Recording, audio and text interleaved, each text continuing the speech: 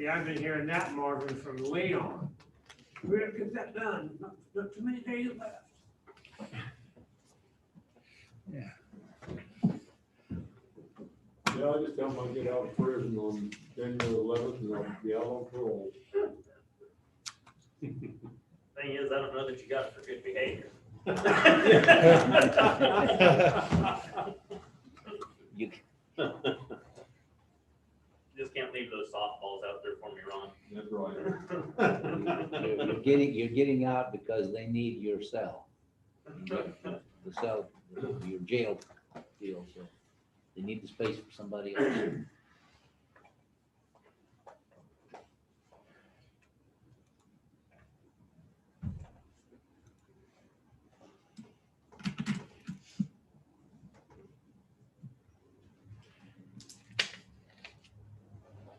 You know, Schumer and Pelosi must not be very, very smart. I don't know what their education is, but you know, 915 billion, that's, why don't they accept that and give it to the people and then come back for more? I mean, they're the ones not signing.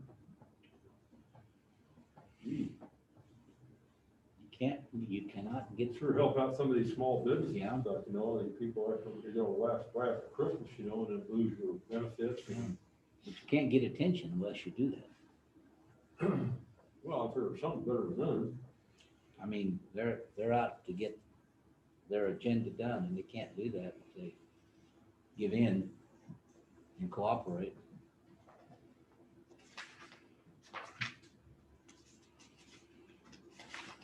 Yes.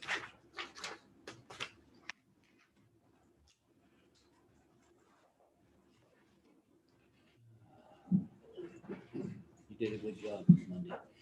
Is it me or is it, at least on camera there, John looks a lot like Leon? That's.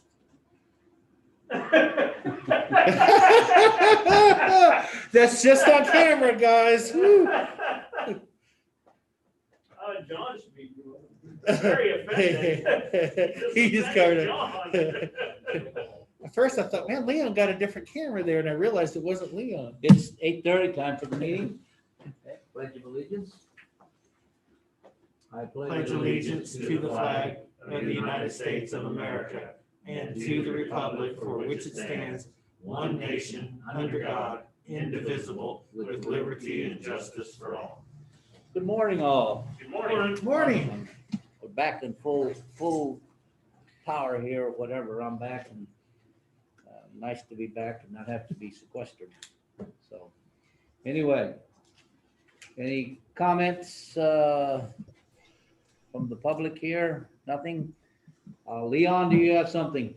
Not this morning, no. Okay. Do you have something, gentlemen? For comment? No, I don't, not this morning. Okay. All right, well, I guess we'll then go to the commissioners. Commissioner Ford. Okay. We'll roll back the calendar to Monday. After our meeting, I spoke on the phone with Lonnie Baker from Director from Middle Ark Hills. We tried to connect here since we tried to do it before Thanksgiving, but it just didn't work out. So we talked for a while on Monday on the recent developments and challenges, of course, with this pandemic. And I thought we had a pretty good conversation. It was kind of enlightening for me. I got some insight on some issues and things that Meadowlark faces. And by and large, I would assume that most of those type of care facilities are facing at this particular point in time, and made me think of some things that I hadn't yet really thought about. So it was really good. Also on Monday, once again, I did zoom in on the latest community leaders meeting. Once again, that's officials from K-State, Manhattan, some other local health and personal entities from around the Flint Hills region.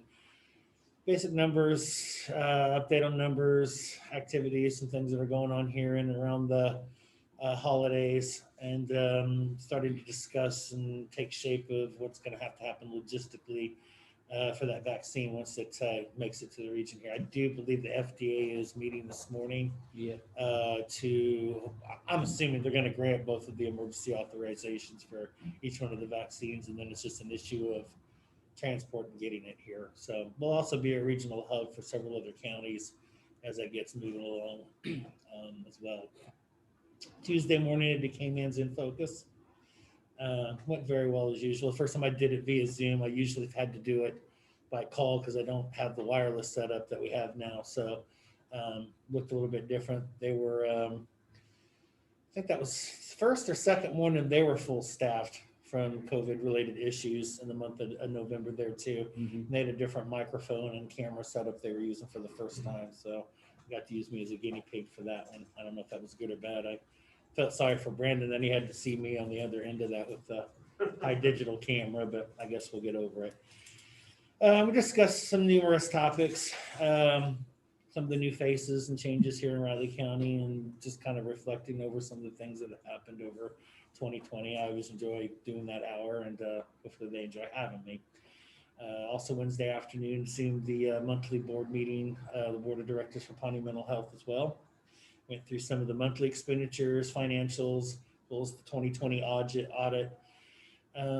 Working on some step and merit increases for employees and staff. They haven't had that for quite some time. We all think that's pretty important given the scope and dynamics of things. And there's been a few changes just to policy and structure for the board of directors moving forward to make that run a little bit better and smoother and efficiently. And lastly, yesterday I sat in on the NACO's National Community Economic and Workforce Development Steering Committee, which I have earned an appointment to. That's via Microsoft Teams. I don't know if anybody's used that, but it's a pretty good format to get a larger group of people on there.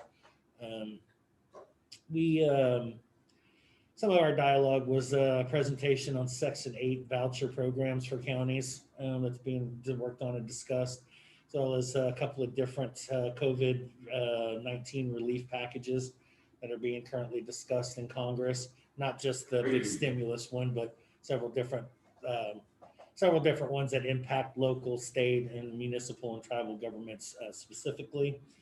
And went through some of the CARES Act spending deadlines. Still kind of up in the air. That still could possibly change from December 31st if they get on the ball here over the next week here and do that. I don't see it happening, but it is a discussion that's being had. We also got an update from the NACO board of directors on some of their upcoming plans, discussions, and events for 2021. As you can probably imagine, most of those are going to be done virtually the early part of the year, including the 2 policy conferences they usually have at the beginning of the year. Don't know about the annual meeting and all that moving down the road, but it's kind of what they're discussing at this point in time and putting that together. That's it. That's all I got. It's been a week. Yeah, it's been a week. Okay, you've been busy. Yes. Commissioner Wells? Well, me, I'm just listening. I know it. Or me, I'm just talking.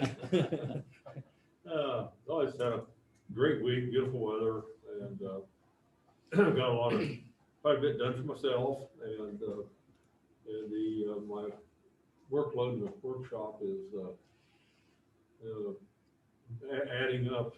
I may have a full-time job after all, but. Is that you that had the smoke cloud over there when I was driving over there in the area the other day? Were you working so hard you were blowing smoke up into the air? Okay. Thought there had to be somebody over there regional close. But no, like I say, I've just been taking advantage of the good days there, and then getting stuff. Got to move the snow blower inside, and where it's nice and warm, and restart easy, just in case. Sounds like we're in for a little change in the weather coming up. Hopefully, we'll just wind up with the rain portion of it, and we could certainly use it. So, pretty much my week, Mr. Chairman. Okay, well, thank you. Well, mine was getting to the end of my sequester and stuff. And, as you know, I didn't come to the meeting because I didn't find out about the test till Monday, early Monday morning anyway. So, been like Ron, been a lot of stuff around the house I've had to take care of, and answering some emails and phone calls, different things. And so, I bet Vicky's happy to have you out of the house. yeah. And get under her feet, you know. She has to vacuum something and my feet are in the way. So anyway, that's about it for me, and so I guess we'll have business meeting. First time we have the grant agreement, small business and nonprofits. Move to approve. Second, Need more discussion, or anything? Not? All in favor? Aye. we're getting smaller. Yeah. Not Okay, very many, actually. Okay.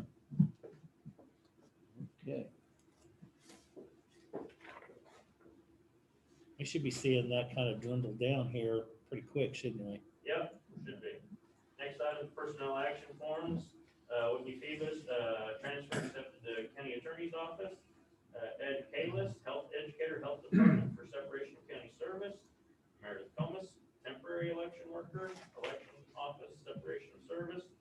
Shay Murphy, temporary election worker, separation of county service. Rich, can we get the two personnel announcements during this part of it? Wait till we're done with business. Yeah.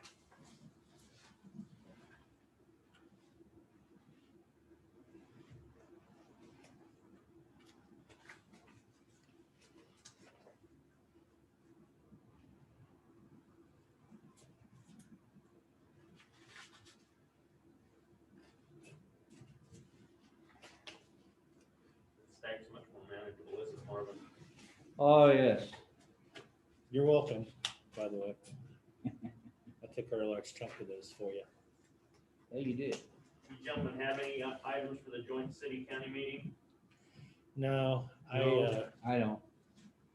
I think it's gonna be probably just a standard discussion on things right now, which I don't know that with everything going on for everybody we need, so I'd probably make the recommendation of just canceling this one this month too, and we'll, Board like to cancel it? Yes. That would be good. we'll make sure to have next month, because obviously we'll have two new commissioners on board, so it makes sense. Sounds good. I'll do that.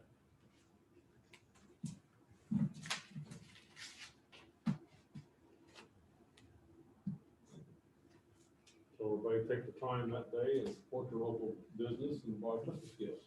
There you go. I'm gonna do a little rest of my shopping, I think, here over the weekend and get it done and be done. That's a place I'm gonna go to and just get gift cards. I don't really mess with it this year.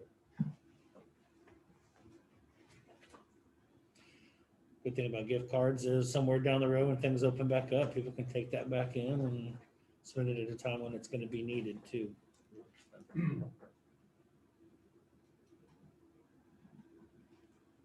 Yeah, we're doing little white elephant gift card exchange in the office, and the stipulation is it has to be a local.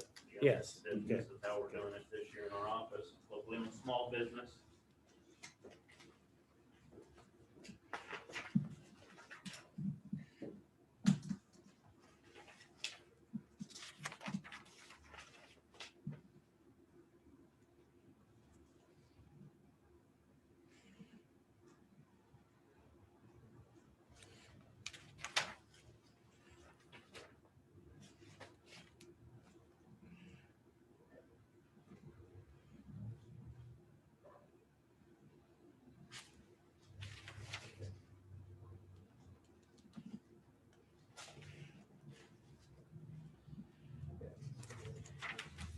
Thanks, sir. Sir.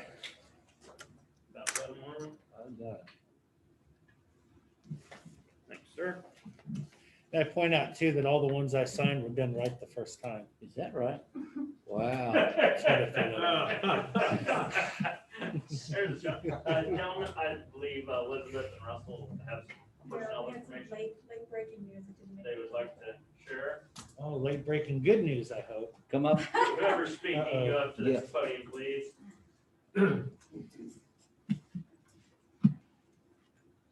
So, we had made an offer to fire chief candidate, and he had tentatively accepted it verbally, and then he and his wife were actually up here the day before yesterday looking at houses and stuff, and he called me last night, late yesterday afternoon, and said regretfully he was gonna have to turn it down because his wife came to the decision she didn't want to, so we're gonna have to go back and reevaluate the other candidates and hopefully maybe come back next week with different recommendations. Okay. Yeah, Well, okay. those things happen. Yep. Yep, so hopefully I'll be back next week. Yeah. Move forward. Okay, wish you the best of luck on that. Right. Good luck, thank you. Thank you. And then the only other quick thing unrelated is this, that Leon Hobson, so the outgoing Public Works Director, has requested an exit interview with the commissioners. And it's not required, but he would like to have that 15-20 minutes of exit interview time as the supervisor. The reason she's asking, this isn't something we standardly do, and the commissioners had expressed earlier that you guys prefer to not even evaluate outgoing department heads, so that's why she's asking. I think it's a little complicated on this one because we have both elected and unelected department heads. And I think you murky the waters when you start, doing these type of things. I understand when it comes to employees and interdepartmental, how important that is for the structure, but I don't, unless there's something just terribly wrong with 17 years or something. And I don't know. To me, I just don't feel the need that we need to do that. Can I interject that many times the exit interview is much about the employee saying their experience and Yeah. things that they would improve. And Right. so, yeah, I mean, it might be more on his perspective than maybe what you are seeking to improve. Do that. Well, and I think, sorry to interrupt, John, but I think the other thing you need to think about is you did do one with Mr. Weigel, but then if you start one now, then you may want to do one with Pat as well. Right. If you do it now, I mean, you can change course and decide to do one now, but we might want to be consistent and then do one with Pat Collins as well. Yeah. Something to consider. Now, are these done public or we go? Pat Collins has not requested one. No, they'd be an And they'd be executive Okay. session. Yeah, they would be With executive. Yeah. personnel. Yeah. And as far as the elected officials, I mean, there's no way you can do Right. that anyway. Okay. Yeah, it would only be your appointment, so. Okay, I mean, to me, if he wants to talk, we can talk. Is that a consensus of the board? Because John didn't sound like he was really in favor of it. If that's something you do want to do, that's fine. I'm not gonna say no, but I I'm think not we really interested. So I have two that say no and Yeah, okay. one that says yeah. So I just need a consensus, gentlemen. yeah, okay, that's fine. Okay, what? Not to do it or to do it? Well, This is Leon. Let me interject something, if I might. go ahead. I will just rescind my request. Make it easy for you. Okay. Okay, If that's it sounds like the board is reluctant to talk about things that I might want to tell you about how things might improve. And I realize the board's going to have a different dynamic next year. I will be talking with the other two new commissioners in the next week. And so I will just let them know what I have to say. And John, if you want to hear that, then I can let you know as well. But I think there are some things from 17 years that could be a benefit, at least from the Public Works Department, that you might want to know. But I'm not going to force that on anybody. So, I just rescind my request for that time with the board. If you want to find some time to chat individually on that, Leon, we can figure something out. Yeah, Okay. I'm fine to just have a cup of coffee and visit with you, the things I can say, because I'm sure with your years of knowledge and experience, there's something to be learned, and also someone coming in may bring some different ideas and experience from a different area too. So rather than make it a real formal thing, I'd be glad to sit down, just visit, have a cup of coffee or something, and learn what I can. But probably more important to the incoming commission, I suppose, too. Yeah, I Yeah. definitely agree with that. I mean, I mentioned this on the radio the other morning. I mean, amongst 3 department heads here, and I'm talking total experience, not just good time with Bradley County per se, and we're losing a century's worth of experience. There is something valuable to be had in those discussions. And while I have full faith and trust in those that are replacing them, they're big shoes to fill. I think they're aware of that. There is something to be learned by conversation. I just think if we start doing it formally, we set ourselves up for some other things in the future. But like I said, Leon, if you want to get with me and find a time, I'd be glad to sit down and chat individually with you. That's fine. That works. Do that, and we can do Can I that. pull it up? Thanks, Bill. Okay, The thank thing you. with losing all of the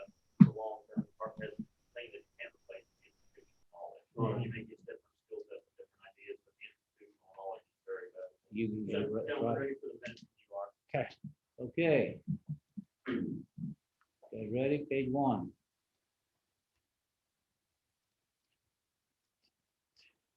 Page 2.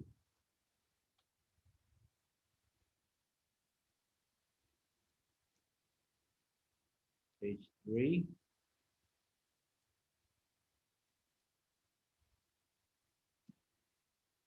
Page 4.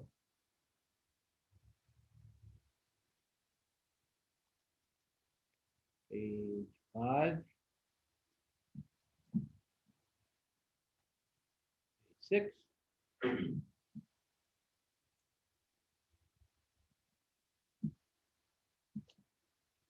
Page 7.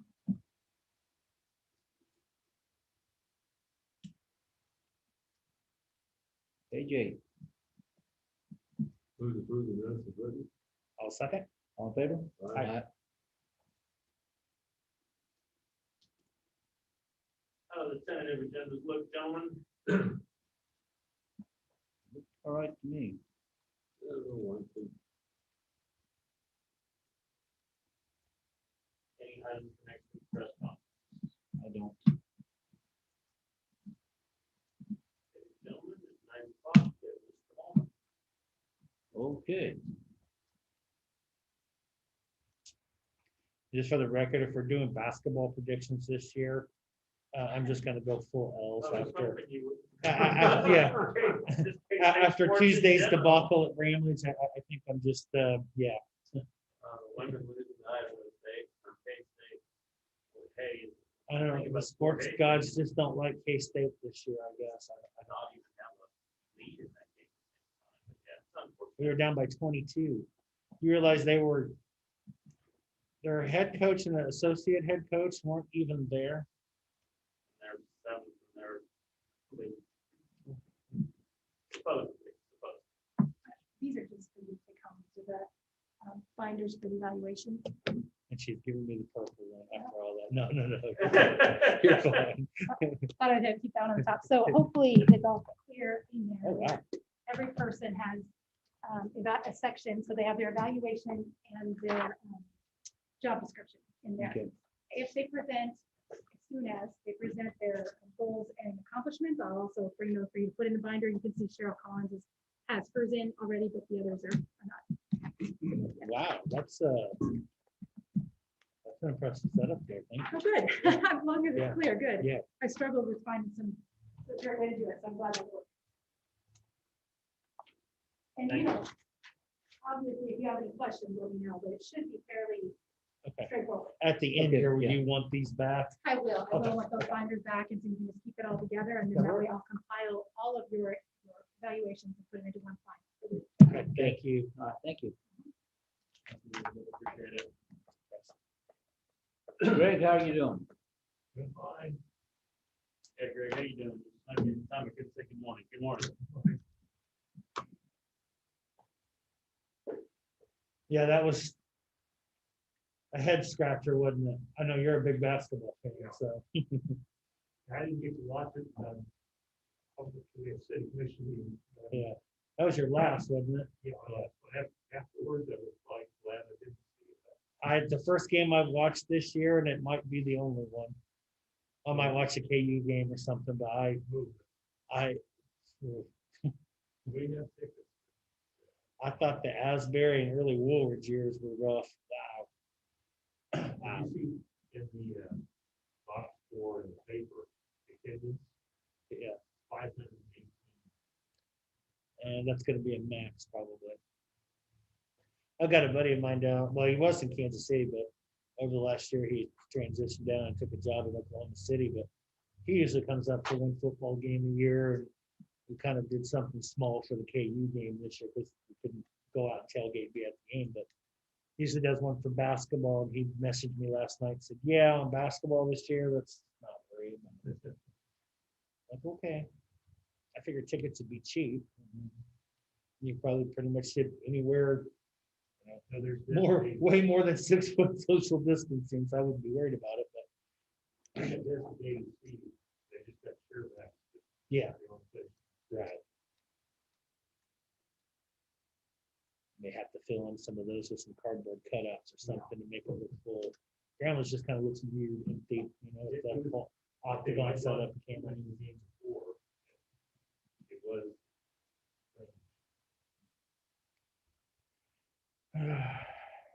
I don't know who in the conference we're gonna be able to beat. That sounded pretty bad. Sounded like things pretty bad. I knew it'd be a rebuilding year. I think we were really. Oh, good yeah. at to not be able to be four pegged. I mean, it's a learning moment, maybe from a developmental standpoint, they improve and learn some valuable lessons that maybe I'm just trying to be optimistic. In February or March, that'll help. I mean, they've got a pretty good point guard still, I think. I think he handles the ball pretty well. Or perimeter shooting is just, I don't know what it is at this particular coaching staff. They just can't recruit anybody that seems to be able to knock down an outside shot. And then they haven't really, it didn't look like to me they've mastered the art of rebounding just yet, which complicates that even further. But and that's what's been kind of our, even last year, you know, I've always kept us in games. I seen probably more fast breaks in that one game than I saw all of last year. A lot of times when we, you know, because we do have at least several higher level recruits in the past, what you find is using really good offensive guys, really good offensive guys, using pretty lackadaisical. Yeah. Their team's offense, they really got thought defense. Defense is one of those things you gotta want to do. Right. Because it worked. Well, from my perspective, it's you start playing defense or you won't be back next year. Somebody was saying, well, you know, this year it's like football, you know, they get the extra year of eligibility, but I don't know if that's a good thing or a bad thing at this point. I didn't get the indication at that game that the kids just like flat out quit or anything like that. I mean, they're trying, so you got to give them some credit. You know, they're 17, 18, 19 years old. If losing to Fort Hays State is the worst thing that ever happens to them in their life, they've lived a pretty good life. So. Oh yeah, there's things much worse than what we're going through with athletics. Yeah. But it's one positive thing we all look forward to. Especially this time of the year with football being, I guess, done. I mean, there's still a slim possibility of a lower tier bowl, maybe, but I'm so sure there's something started there also. I think there's enough to work through that. We'll see. Most of their senior leadership that would have been on the field this year was injured, not COVID related, but just injured, you know. And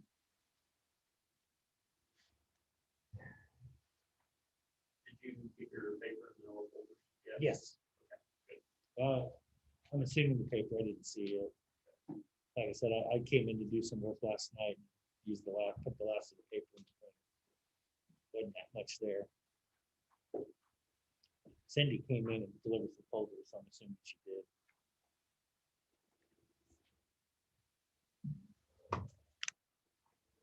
Oh, yeah.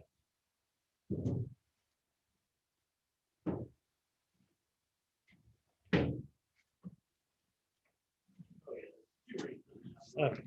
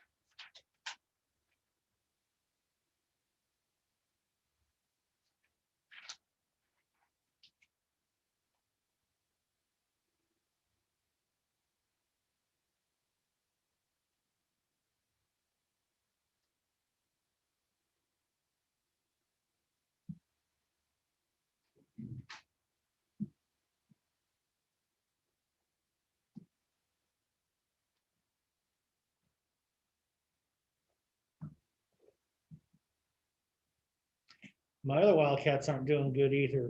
Yeah, so, I knew they- They're off to their worst start in Nobody.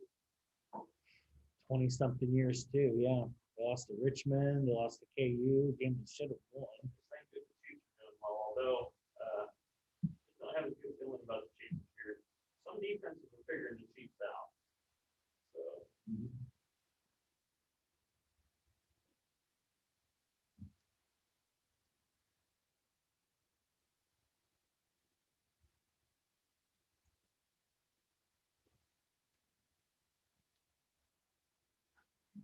Hi, Tammy. Morning.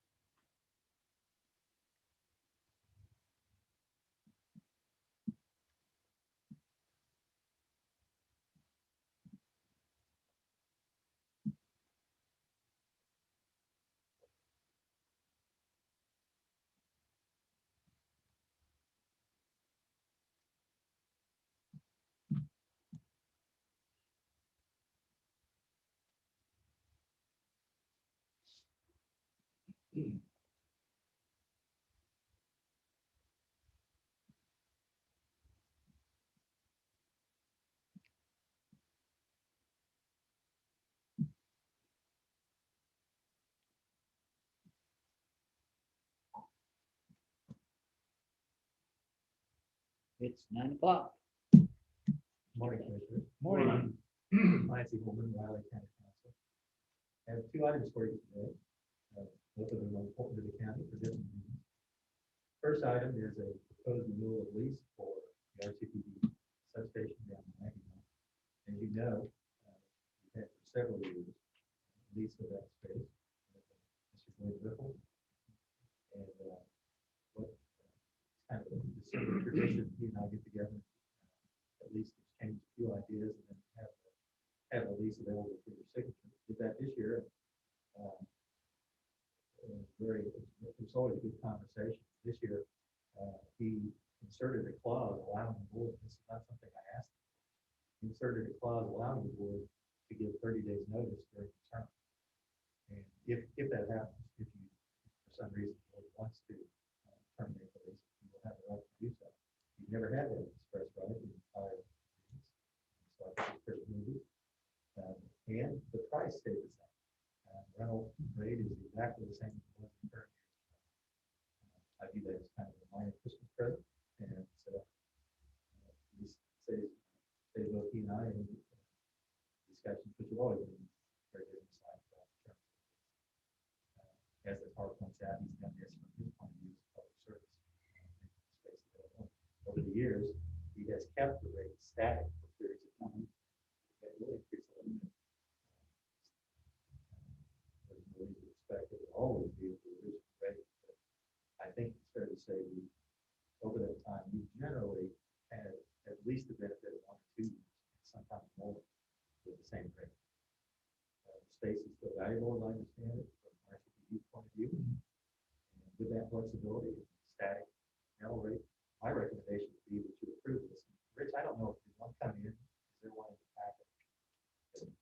I wasn't sure that I communicated too quickly enough to send a sign. But be glad to answer the questions you've got. If you don't have any, then my recommendation would be to go ahead and sign this. I want to sure thank Mr. Ripple for what he's done for the previous years. I like the fact on the 30 days because they're, two commissioners, the only ones I see all the time, would decide to go with another property mega deal, then I'm sure there would have to be some fix-up work and things like that, and so that 40 days then would give us an out, give the commissioners an out then to lease a different property in Maggieville, and for the price of the parking garage, when 400,000, which would pay for a lot of rent for a lot of years. Yeah. That way, this way it gives the new commission opportunity to address this, and so I'm in favor of this. Yeah, it does give us some help on a transitional side. If I mean, the reality is somewhere down the road, we are probably going to have to move that substation, that other location. That particular spot is still pretty good prime real estate, and I would suggest that I think it is a public service, because the $875 would be probably the same ongoing rate if somebody from private entity wanted to rent that particular location. So I have no issues with it. I still think it's needed moving forward, but obviously as Aggieville changes and comprehensively changes, probably the need for this is going to change as well. We'll have to figure that out. Gives us a little bit of working room to be able to make that transition if and when we do. I think it's good, 30 days on there, and for the reasons Ron has suggested, so I think we should approve it. I move the board authorize the chairman to sign the lease as presented. I'll second. All in favor? Aye.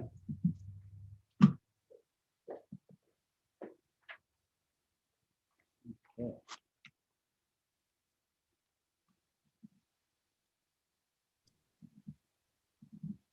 Pardon me, commissioners. This is Dave Adams. Clancy, we cannot hear you on Zoom. So we're hearing about every second or third word, but we're not hearing what you're saying. How well can you hear what I'm about to say? Hello, David. How are you doing? How's everything going? Did you get all that? Yes, that was better. Okay, must be my position in the mic. Right. Thank you. Sure, thanks for telling me. You broke another one, didn't you? Yes. Thank you. David, please speak up if that starts happening again. I will. Thank you. Next item, as I said, is also important to the county. This has the other one did, countywide implications, obviously. The overall purpose of these two agreements before you is to allow the county to establish an alternate care site. And alternate care site is one of those terms I was familiar with until the pandemic. I don't know if it's been out there for a while. But sort of an alternate care site, such as this agreement generates, can serve two purposes. This one, master lease that's in front of you, describes some of the flexibility. It can, first of all, be used for if there are quarantine rooms necessary for, say, staff of emergency responders who have tested positive for COVID-19, but they themselves are not sick, or if there needs to be an evaluation period, quarantine, or if they've been exposed somehow, that can continue to work. Again, not ideal, but it would not be a good idea in those circumstances, depending on if they're a close contact or someone who's infected. It might be not a good idea for them to go back to their regular home for a period of time. So that's the primary, one of the primary alternative purposes of an alternate care site. I emphasize alternative. The other purpose of an alternate care site, and I would say the primary purpose for this one would be to provide a location where individuals who are sick with COVID-19, but are not so sick that they need necessarily to be in a hospital setting, can be provided skilled nursing care, and then be able potentially to recover enough that they can either go back to their own home or whenever they're ready to go to be released. And that activity, again, is the primary purpose of both the master lease and sublease, to make that space available for that, because the other function that I described is a quarantine room, that probably will not be able to happen once the skilled nursing activities take place. And our health department is aware of that. Our emergency responders are aware of that. That's no surprise. But the master lease does go for a term of 6 months. And we are locked into that. This is a matter of contract, whether or not it's ever even used. But that's still something I would submit that's worth having. Because as we know, the pandemic has taken a couple of different courses. With a drop off of infections and then a rise in infections with some called the surge currently happening in some arguments right now. So no one really knows what's going to happen during the next 6 months. And it would be a benefit, I would submit to the board, to have this space available for use by the health department, local medical community. It's I think, a gamble we take. It might be one of those where if you enter into this and you don't end up having to use it. But that's basically the purpose. That's what the goal is of the agreement. And I'd be glad to try and answer any questions about it. And I'd be glad to, if Julie or David want the same thing, certainly free to use it. But if you have any questions, So just as a point of clarification to start with, this is just an updated lease. It's not an update, it's brand new. Okay. This is So this isn't the same one as we had put in place. That's a great question. That's a respiratory clinic. Okay. That's at a different building. That also, at the moment, is not being used. Right. There you have a 90-day period that you lock in. And again, I think both those payments is kind of an insurance policy to provide the local health folks. And we did, a spot that they can operate. we did line item spark money for these two items. Is that correct? Well, the problem with that is that if, and this, I'm glad you asked that question, Yeah. because part of the lead in I want to give you, before you decide whether you want to sign these, I would submit you probably wait until Tammy does her presentation. Okay. Because there's a unique opportunity within the rules involving CARES that you may want to take advantage of. Because And I it may affect your we believe that decision. we'd have to have this done by the end of the year for us to get to use it. You would have to have, I mean, you can pay through December, but after that, the insurance funds will no longer support it. But like Frankie said, if you listen to my presentation next, and hopefully that will give us an option for these kinds of happenings. Never been in a position to give a teaser to a presentation after. That's kind of good. Stay tuned.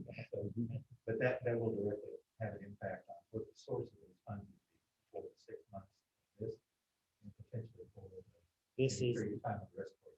this is the old Regent Hotel that's back behind Ready System, is that right? Yeah, the current owner is Blue Hope. Right, yeah, they own the entire property and plan on building something there, but, okay. And it's, to my knowledge, it's 10 rooms. There are 10. Yep. There are. I will just throw this out here, but you know, my conversations both on our community leaders Zoom call and the Manhattan Area Recovery Task Force. This is something that we may not need here in December, but I think when the students come back and as this it's going to ramp up before it gets better. It will get better, but I think January, February, in that range, I see a need for this. I see a need for having this spot. The state doesn't seem to have put together a solid plan yet, and most of this is because of logistics and staffing, and that's going to be an issue locally as well. But they're putting together those state sites that they had originally, where you could work with them and then offset that. So it may be an issue that's if we're going to have it, need it, we're going to have to figure out what to do with it locally, and planning ahead for it might be the better approach, regardless of what type of funding we're using for it, even if we have to use emergency funds at this point in time. Better to have it than not need it than need it and not have it. Right. I will just add to that. We have a good example of why it makes sense to try and put that in place, because we were on the verge of having such an agreement at a different location last spring, because infection rates were going down, and quite frankly, the location made a legitimate business decision. Okay,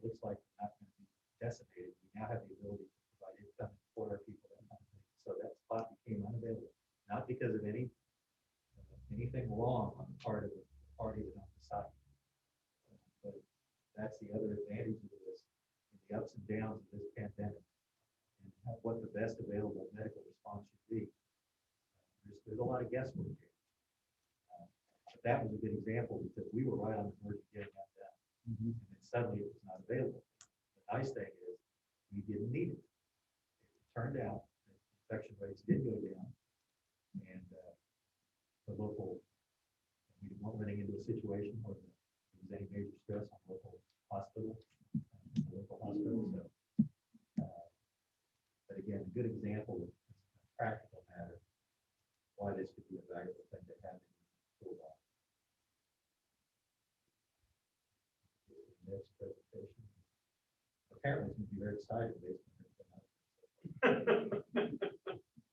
That's all I have to share. Not this time. Thank you.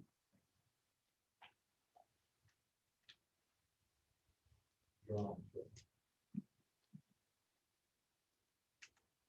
Must be so exciting. She was ready to jump up to the podium automatically. 9:20 now, yeah.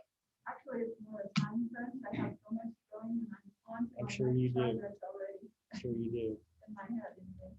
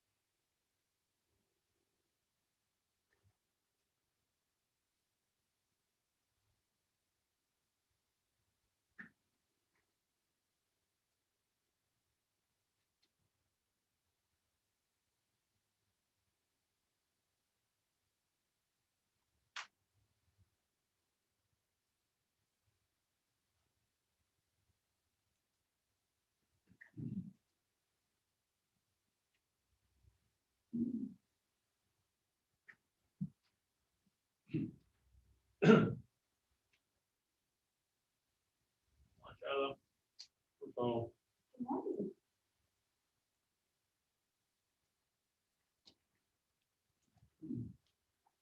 How's everybody today? Good.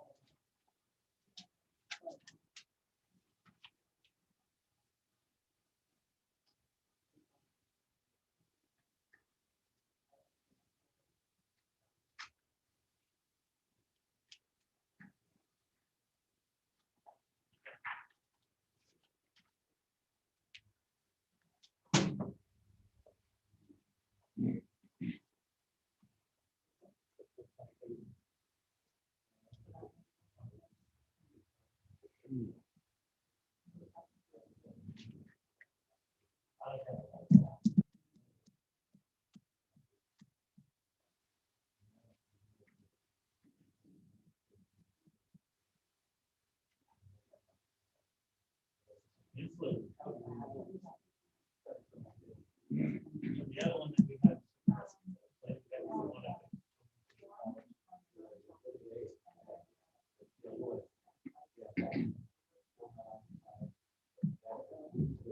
Got nobody for that fuel pump yet? Not yet. Just hard time to get together. Oh, yeah. Oh, I may run over to the court with you because the mechanic, he's looking for one, but I didn't know I have that number in case he would need it too. Yeah. Yeah. I'll do that tomorrow. So, better.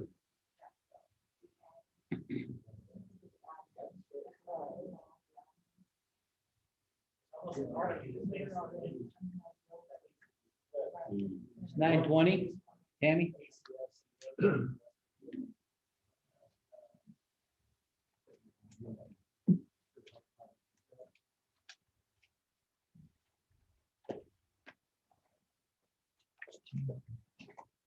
Good morning, Commissioners. Good morning. Tammy Robertson, Budget and Finance Officer, here with some CARES funding considerations and updates.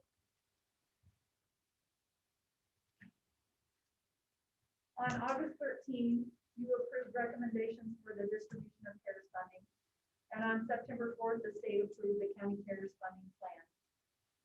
With that original plan, the administrative fee that we could capture was 5% of those funds. The committee proposed to you to hold those for other county uses as they became permanent. At this point in time, we have several projects that are going to make it very difficult to have completed by December 30th. Or at least it might be a gamble whether it's completed as of December 30th. One of them that I want to point out is the courtroom redesign. While it's set to be done by December 30th, as you all know with construction, there's hiccups that you can't anticipate. And because you can't anticipate them, you just can't guarantee that December 30th date. A couple others I want to point out is, like Clancy had said, that the alternate care site is a big one, which we could pay the December rent, but the months after that, we would have to determine where that funding would come from. The respiratory clinic, again, that is more than the December 30th cutoff date that we go through for that. The testing costs, we're going to continue to need to test people. And as of December 30th, that's also our cutoff date. Tracers, contact tracers are going to be continued. I mean, they need to be continued in order to deal with this pandemic that we're currently in. We also have a public information officer that we're anticipating having on board yet in December. However, that will be a long-term commitment. And for several months to come, it's going to be very important that that person's focus is primarily COVID related. Another one is UV lights that the ambulance had proposed. And right now they're having some supply chain disruption. So it's made it impossible to get those, and potentially not even by December 30th. Another one that is on the table, could possibly be here by December 30th, but not a guarantee, is a mobile swab station, which is a mobile trailer that the health department would like to have in place in order to continue going and testing, especially the places in the North County that are not as easily accessible to healthcare. So with that, knowing that we have all of these additional costs that are going to come up past December 30th, because that's not a magic date for COVID to disappear. And even with vaccines, they're talking clear in the spring, 6 months, 8 months before vaccines are gonna be available everywhere. So with that, the committee would like to propose to you 3 different options for that unallocated administrative fee. The first one is to designate that full 5% admin fee to the county, which is an eligible cost. I double checked with our State Department yesterday, and I double checked all the guidance that's written on it. It is definitely an eligible cost for us to capture as administrative cost. If we do that, we would put that money back into the general fund to be used for these things that cannot be paid by December 30th. So it wouldn't be us just stockpiling cash in our general fund. It would be us putting cash in the general fund to meet these needs so that we don't have to increase ad valorem taxes, but still be able to take care of the county. The second option would be that you could keep the funds originally reserved for these projects, realizing if the project services is not in use by December 30th, it's no longer eligible for CARES funding, and the money will go back to the state and not be used by the county in any capacity. The third option would be to pay for the projects with county funding, either the county building or the CIP fund, depending on what the project is, and free up those administrative funds as well as the previously allocated funds to be reallocated elsewhere or sent back to the state if there's nowhere else to spend it. The recommendation of the committee is option 1. The fiscal impact is going to be dependent upon what you decide as our options to move forward. Are there any questions or concerns with that? I don't. I like the first option. What is, 5% is a number, but what's 5% in terms of a dollar figure?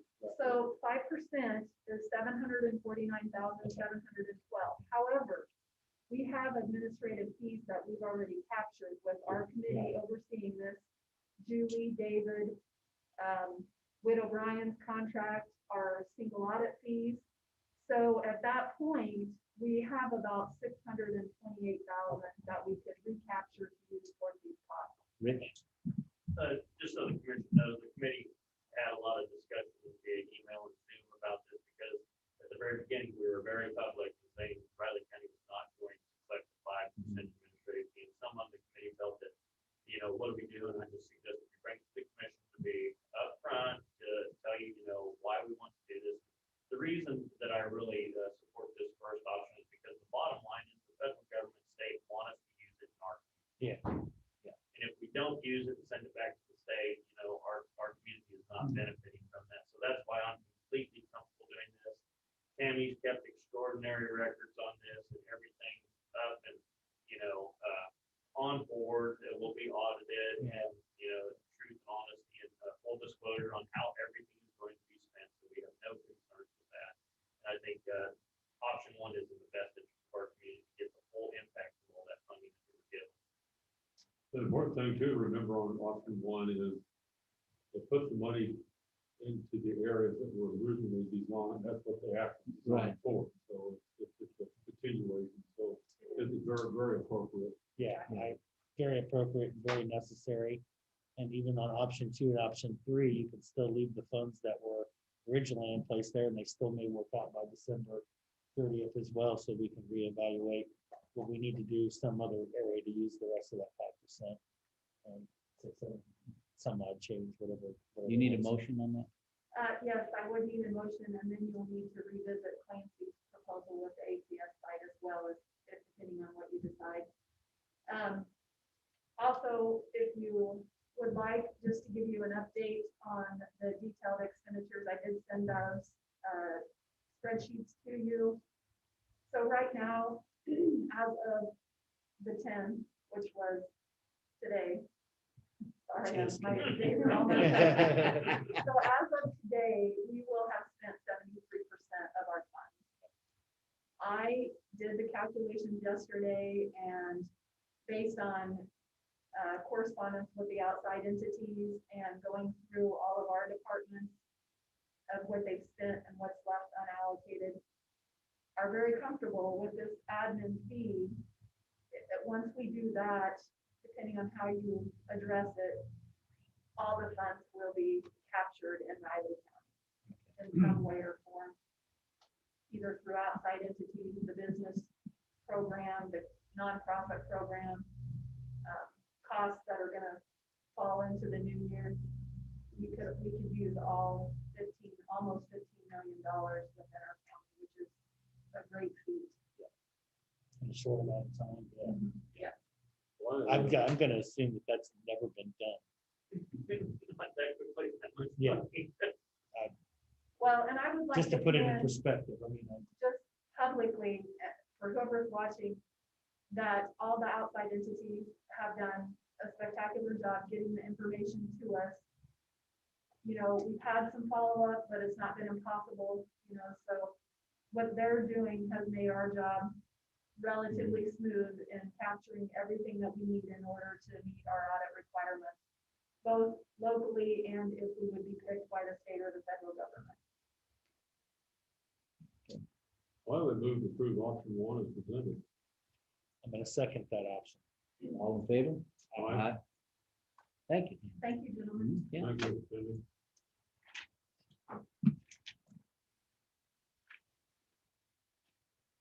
And it's 9:30, time for Shiloh.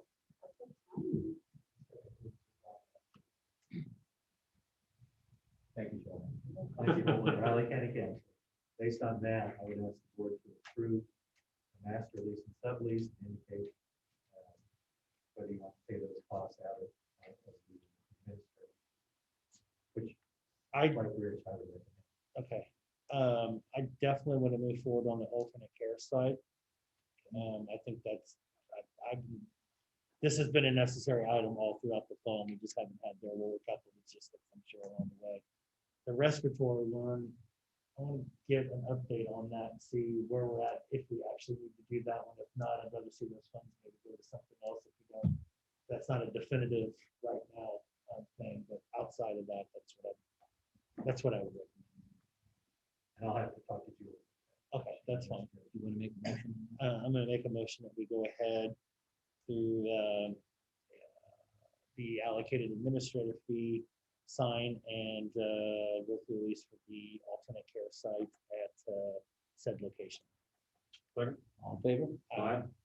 Thank you, gentlemen. Thank you, Sean. Chairman, Oh, you only got half of them, the other half of mine. okay.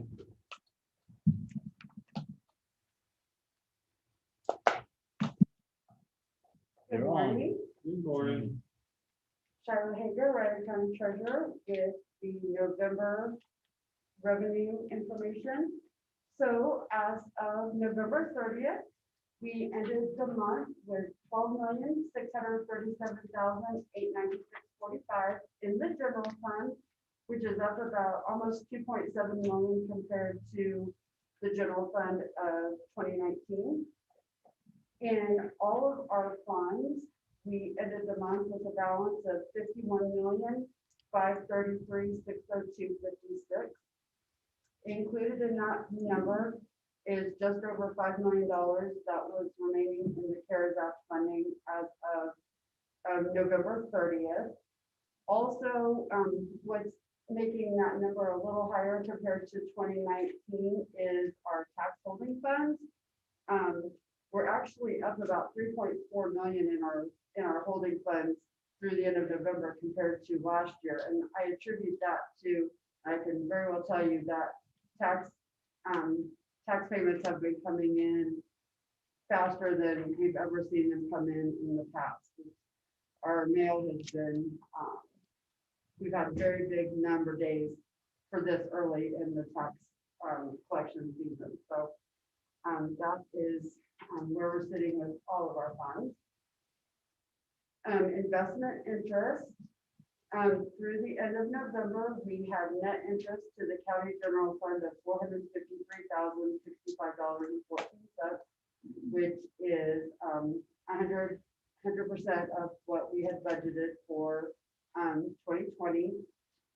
We our interest rate on our active checking account did go down in the month of November to 0.09%. And as you can see here, we did not renew any of our CDs that matured in the month of November. All of those bids came well under the 0.09% that we're currently getting on our checking account. And year to date, we have deposited $19,908.89 into CIP from the interest being held at Sunflower Bank, or from the money being held at Sunflower Bank. Our general fund revenues, the detail for the month of November, we ended up for the month of November with total revenues after transfers of $403,767.33, which is 10.72% more than what we budgeted for the month. And year to date through the end of November, we are sitting at 5.47% over budget, what was budgeted through November 30th. And you can see here all of the various line items. Year to date, we have collected 104.19% of all budgeted revenues within the general fund. Any questions about any of that? No. Okay.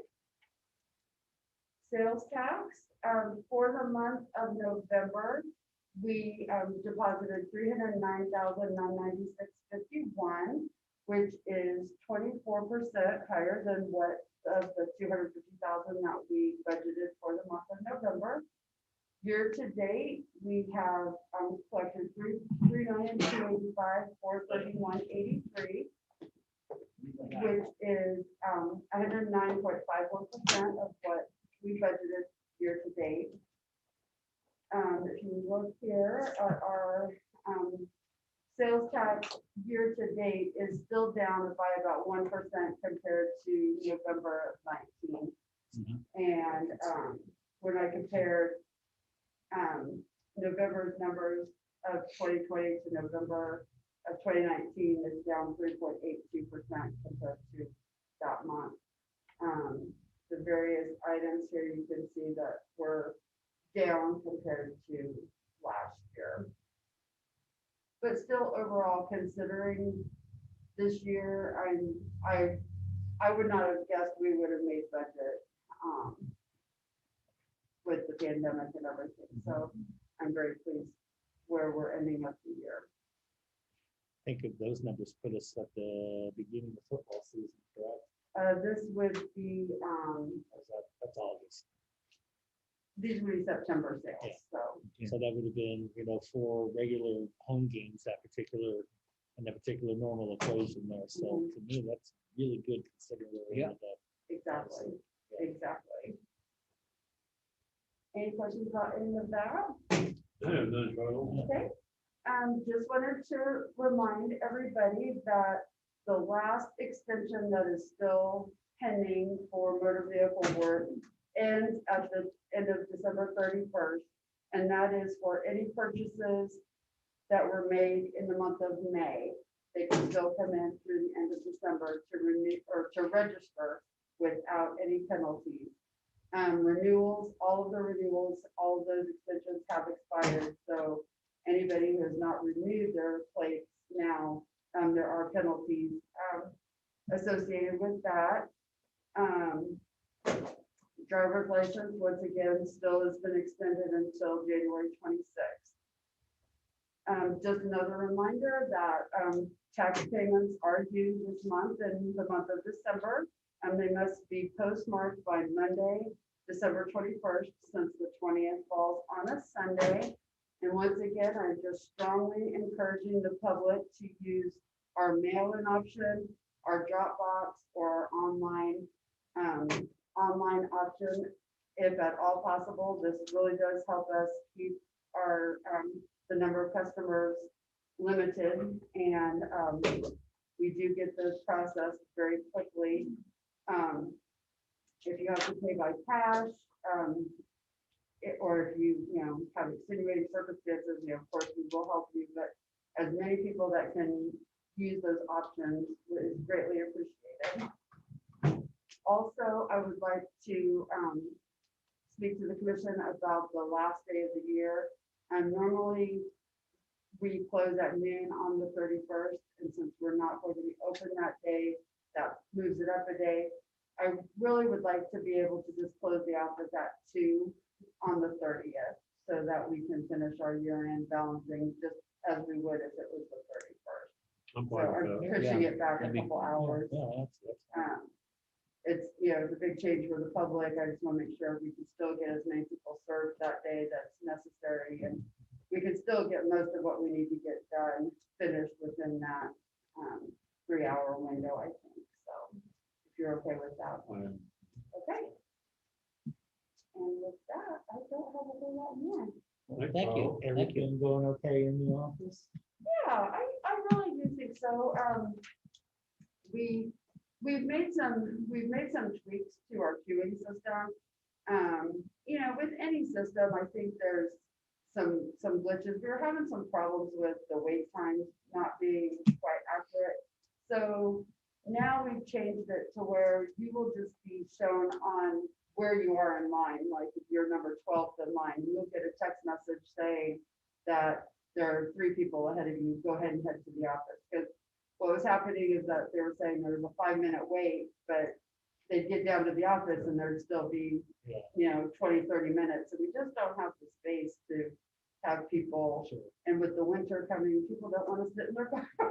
And so I'm hoping that will help kind of tweak that process. December is always a slower month for motor vehicle transactions.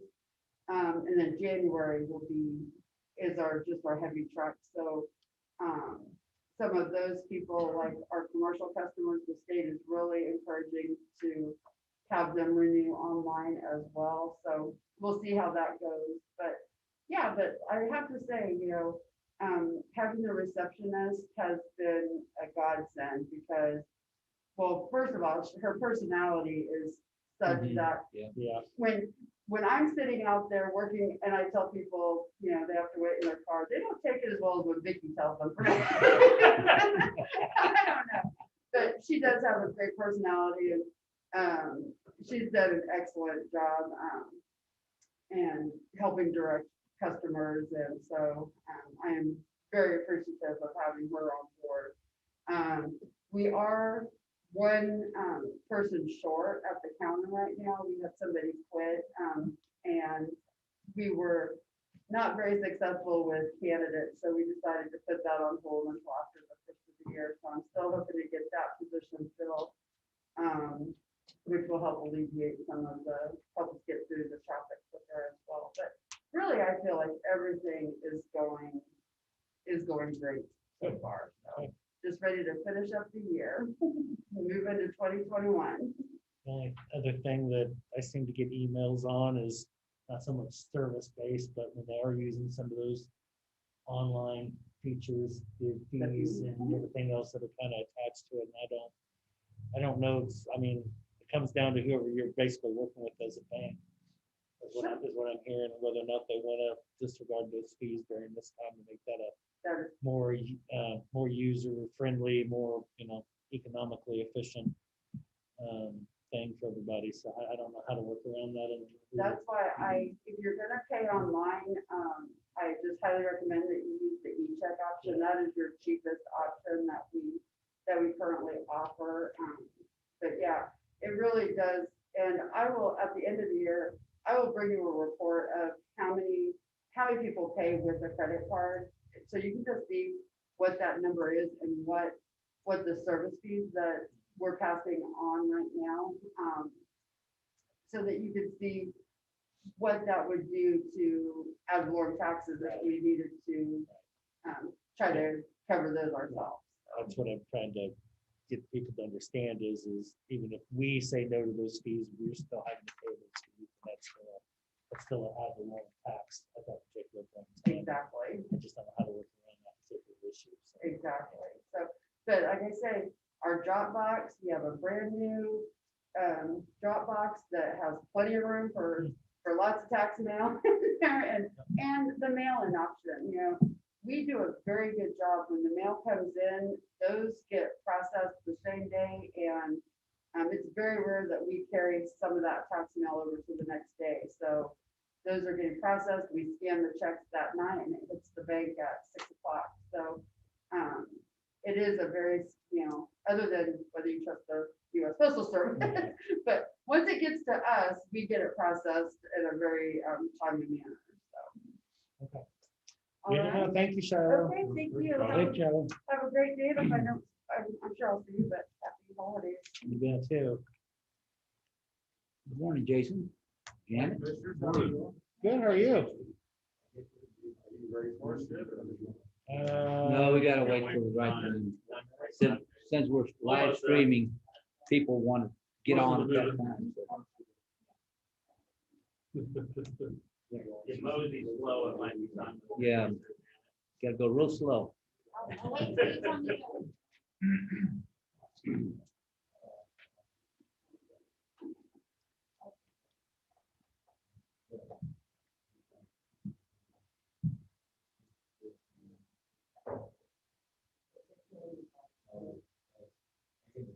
I think it's the clock that's slow. Okay, Janet. You're on.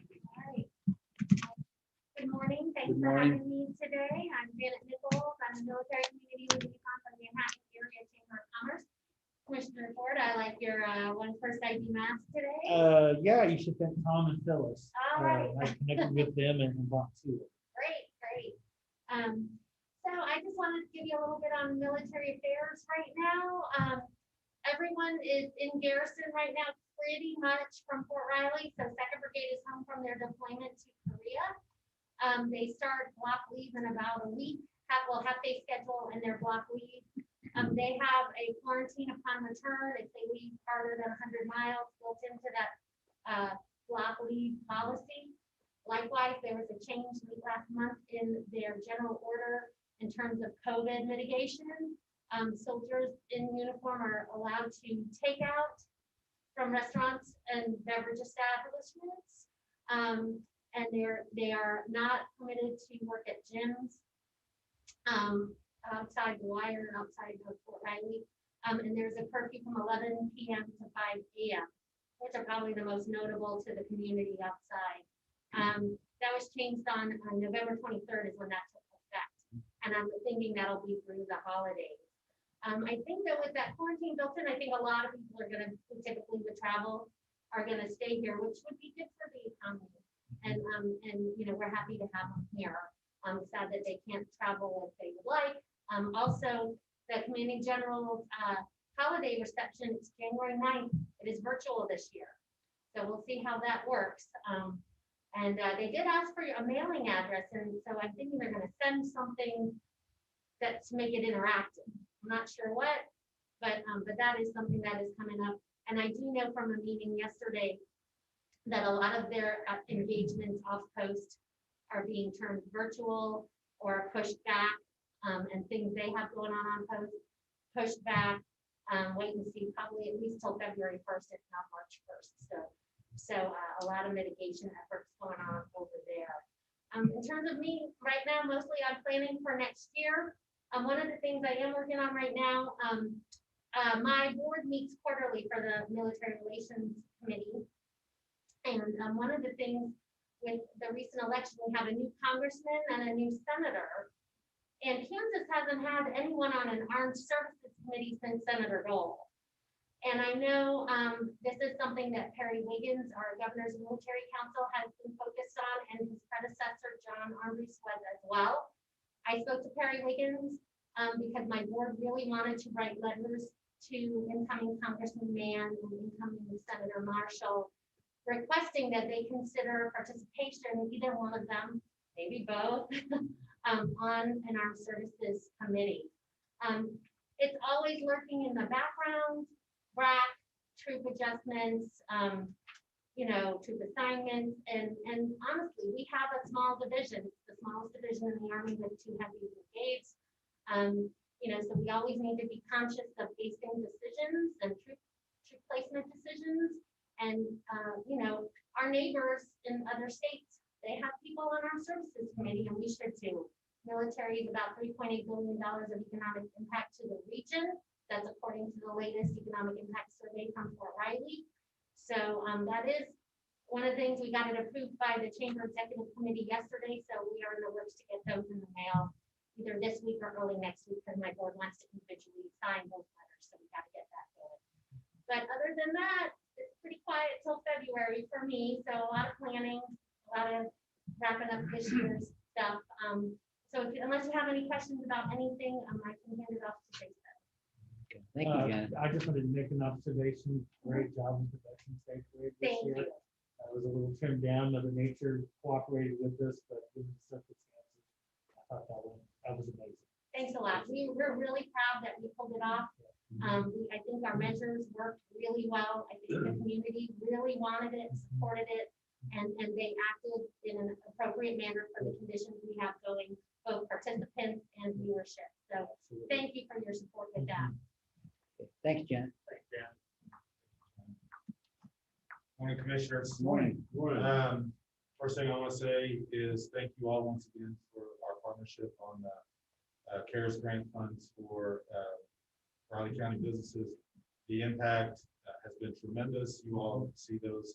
I did want to make a few comments in regards to that because I haven't been in here in the last couple of times, but I just want you all to know how much and how hard Darren and his team have worked on these grant proposals. He's in there nights and weekends getting that done, and I just want to acknowledge that publicly, that he has spent a lot of time above and beyond his normal job, which we expect him to do as well, making sure those get done. And I know he has expressed how much he appreciates you all and your team, Tammy, and everyone for all their hard work on that too. Just to give you an example, and I don't want to use any names, but they were telling a story about calling one of our local businesses and letting them know they got a grant, and literally they said that the recipient burst into tears, just talked about how it was going to save them, at least for now, and that's kind of where we are in a lot of this, is at least for now. But without these grants, for a lot of these businesses, it would have been impossible to make it till the end of the year. So thank you all very, very much for your leadership and for putting some funds into that program, because it has helped our smallest businesses, and those are the ones, unfortunately, that seem to be impacted the most. Some of the larger businesses actually did better, but we really need to try to preserve our small business. So I appreciate you all. I appreciate Tammy, and of course Darren and the rest of our economic development team for their efforts on that. We are currently examining our 2020 year in terms of RFPs. So requests we get for information from people that are interested in locating a new facility somewhere, and that could be as broad as a multi-state search, or it could be a Kansas search, regional search. And in 2020 so far, we received 27 RFPs. Most of those come through the State Department of Commerce. And by the way, they have rebuilt some of their infrastructure, and we're getting a lot more leads from the State Department than certainly than we did last year, and I think over the last several years. One of the things that we're a little concerned about is our inability to meet the needs of a lot of those RFPs. So of the 27, 14 of those we could not submit on. Now that had nothing to do with community size, because a lot of those are pre-screened. All of those either had to do with there's not a building available, and that's a good news, bad news situation, right? We don't have a lot of vacant buildings, but when you don't have buildings for someone to look at, a lot of times you don't get looks. And roughly 4 of those were because we didn't have an available site that could accommodate the project. We have put together a task force out of our Economic Development Committee. They're going to examine that whole element and what we need to do to make sure, as a community, as a county, as a region, that we can respond to as many of those RFPs as possible. And they will come back with some recommendations on how we should proceed, whether it's additional sites, a new business park, spec buildings, what some of those infrastructure things might look like in order to be able to respond quickly to projects. And we are working with Pot County on that. They're obviously part of our greater Manhattan Economic Partnership. So they'll be part of that conversation as well. In terms of some of the job numbers, and I always want to make sure that people have some perspective on some of the job numbers that come out. We have one of the lowest unemployment rates in the state right now, which by itself is good. But in perspective, if you look at the numbers, we're actually 2,000 jobs fewer in October of this year compared to October of last year, which is the last month the job numbers have been reported. So obviously that shows that we are being affected by the pandemic. The good news is it was up about 1,200 jobs from September to October. So we think we're trending in the right direction.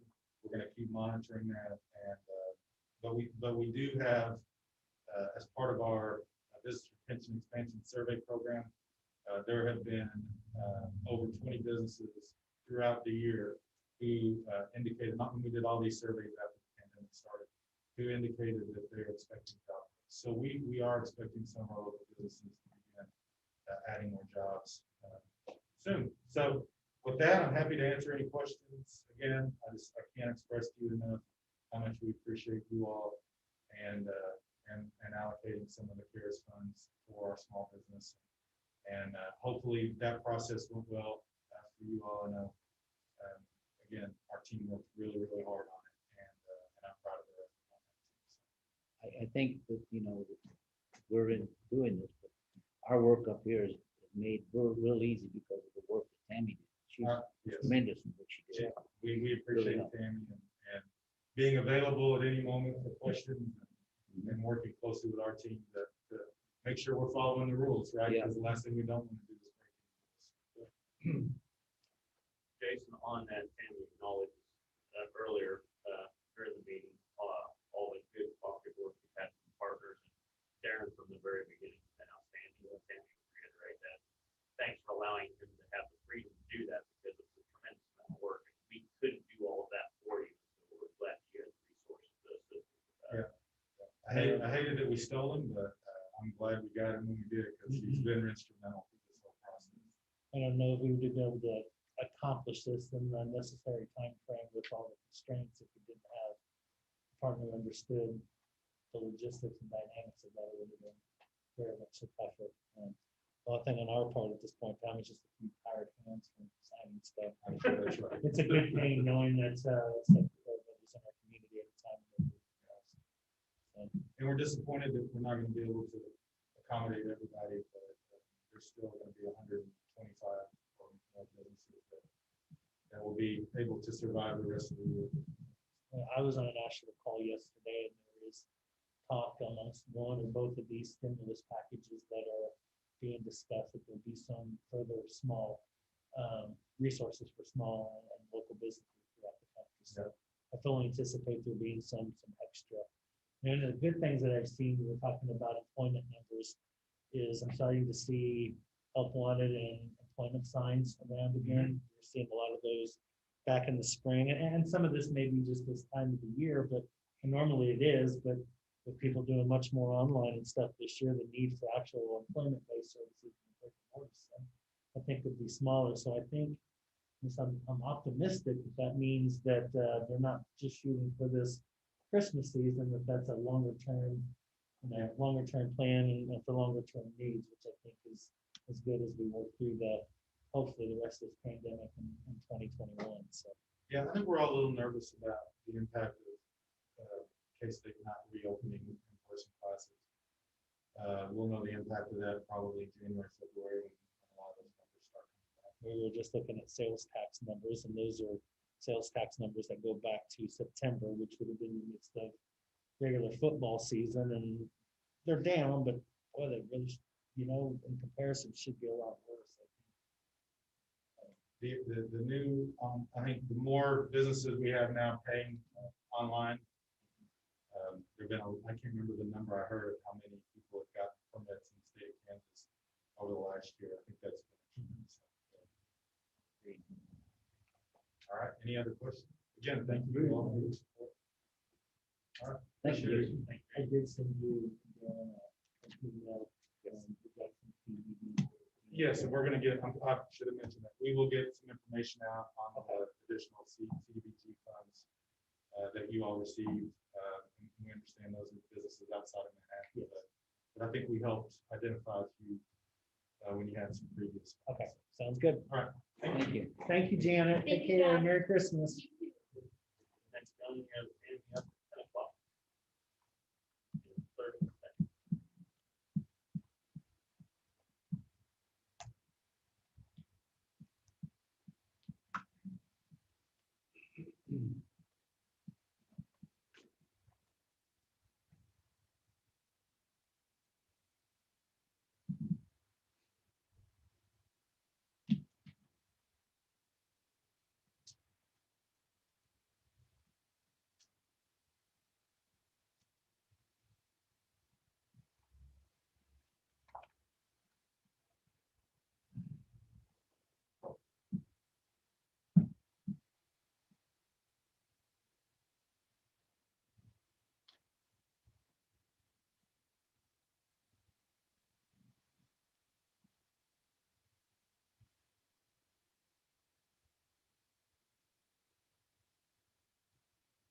Okay, Good morning again. good morning. Tammy Robinson, Budget and Finance Officer, here to present the monthly cash flow reports for November.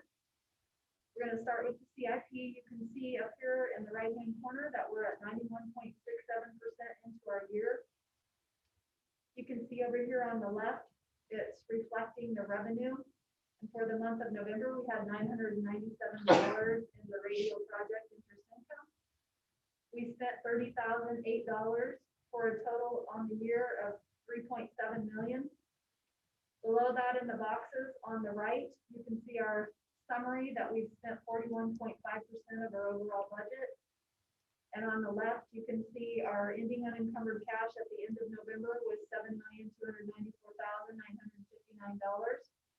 However, we still have approved projects out there of almost 2.8 million. And we also have funds down below in this reserve box that reflect what is reserved, whether it's our CIP reserve based on our policy or the fair reserve, which is based on them getting that fair booth rental. The radio interest reserve, that radio interest will go back towards either the lease that we paid or any additional costs that you would designate for those fees. The federal fund exchange is based on the transportation projects that come in and they convert to Kansas dollars instead of federal dollars. Leon has requested from Public Works to have those put in there for future transportation projects. And then we have the hardware refresh, which on year 8, we have to pay a set fee, so we are reserving annually for those dollars. So with those reserves, you can see that our projected end of year cash would be 2.9 million if we were to spend all dollars allocated towards projects. However, there's a good chance they won't all be spent in this year. So there will be a little bit more sitting on the books in cash. However, they are still reserved. On the second page, you can see the detail of the expenditures. It gives you what was approved, what's been spent in prior years, what's been spent this year, what's remaining, or where we came in over or under the estimate. The ones in blue are the ones that have been completed. Are there any questions on that? On the next page, we just have a quick snapshot to show you where we are on spending in comparison to the year-to-date budget. The next one is the building cash flow analysis. You can see in the month of November that these reimbursements, those are CARES funds that have went back in there that have been reimbursed for COVID projects or COVID response projects. The 12,991 was what was spent in November for a year-to-date total of 299,387. You can see that equates to 78.17% of our budget. And if you go back to the left, you can see based on what's coming in revenue and what's been spent, that our ending unencumbered cash as of November was $117,591.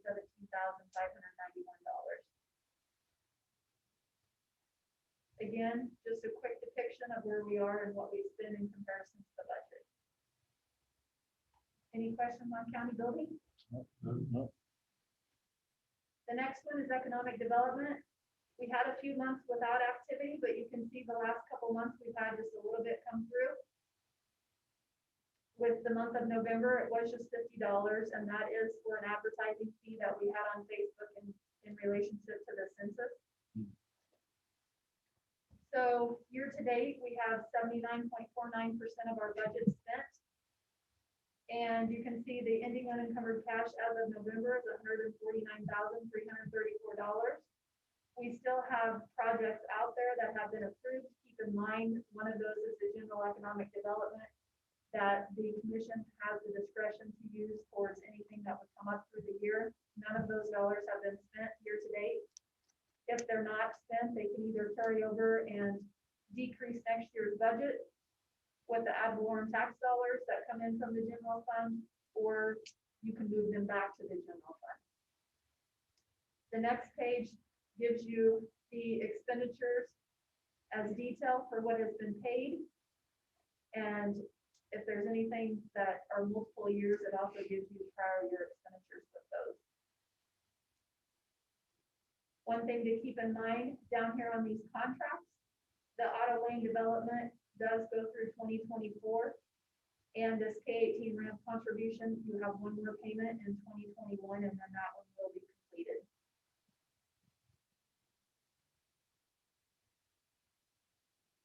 The economic development depiction showing you what's been spent year to date in comparison to the budget. Are there any questions on economic development? The last one to present is the sales tax cash flow analysis. You can see in November, as Shiloh had noted earlier, we received $154,998 in sales tax revenue. That has pushed us past our budgeted revenue for the year. So right now we're at 109.51% of our budget. In the month of November, we spent $38,600. That is a total of $564,093 for the year, which equates to 12.8%. That does appear low.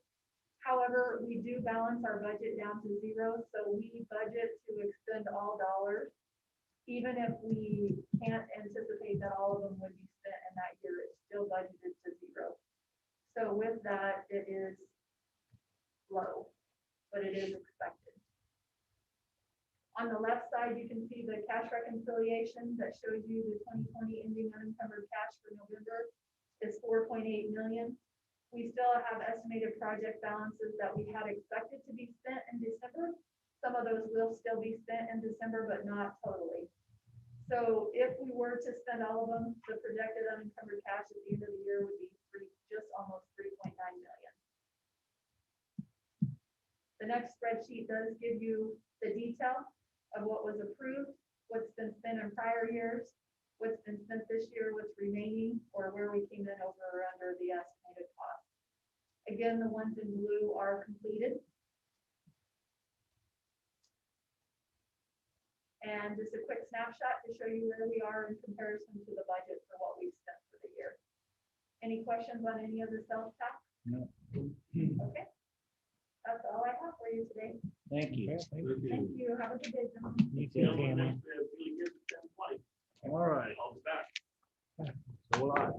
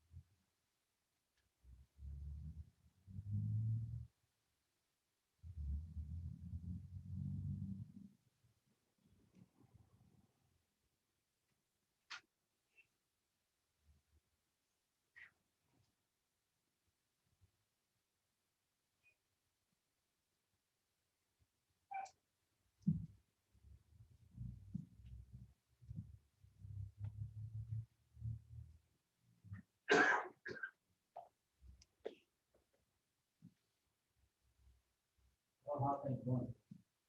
All right.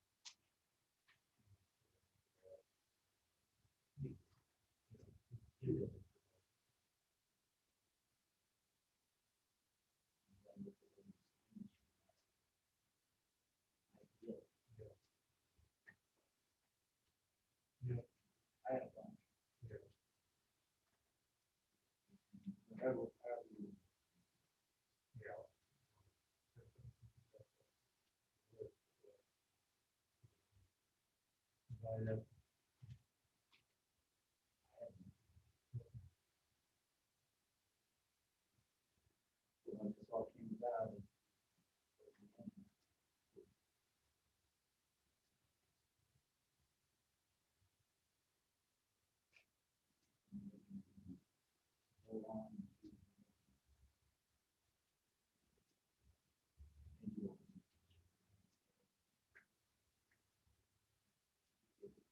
Yeah.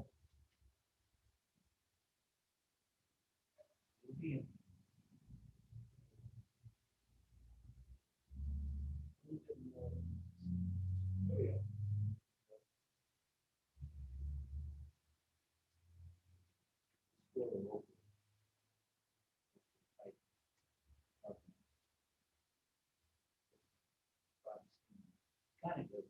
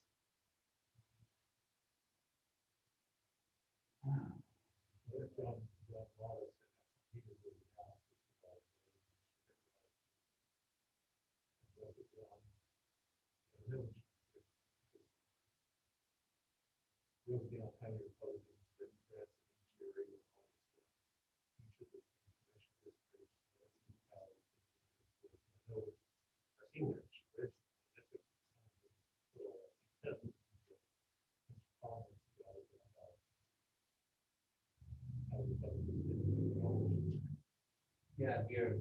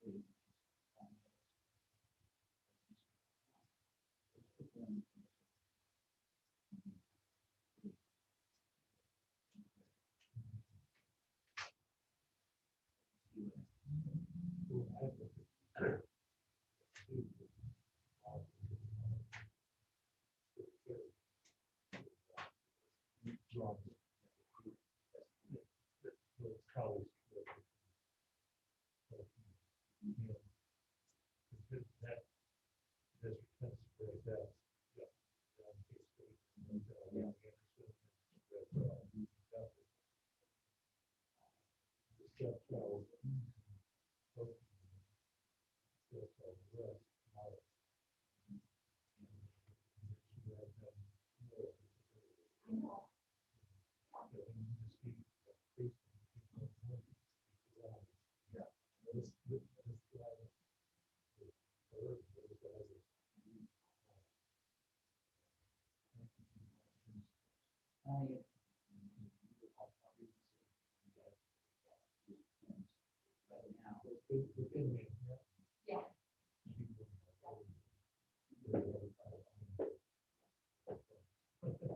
I know.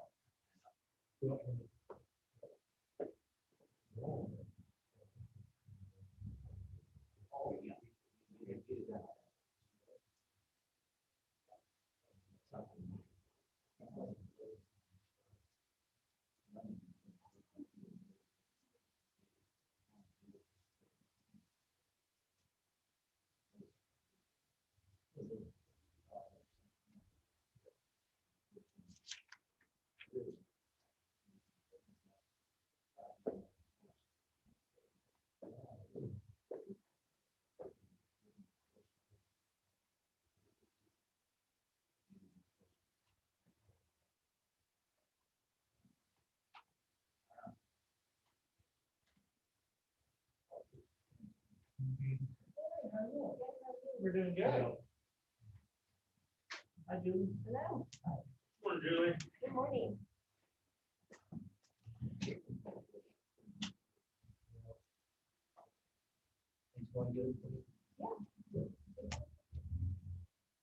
Julie has got very proficient at lying. She says that every time you see her, you know, because the way things are going. they're I just think you're a duck on a pond, you know, Be that on way the all surface, the time. everything is fine, but those Yeah. legs are just a paddling. Which is perfectly fine. Thanks. Sure. Yeah. Yeah. Good. Never. That's great. Yeah.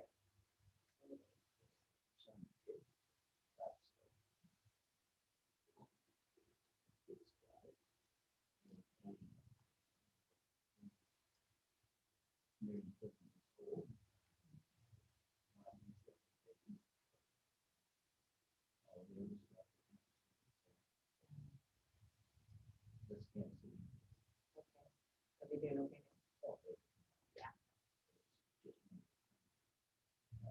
Who did you play this weekend, John? I have no idea. Yeah. Yeah. We got the Chargers one last time here coming. Yeah.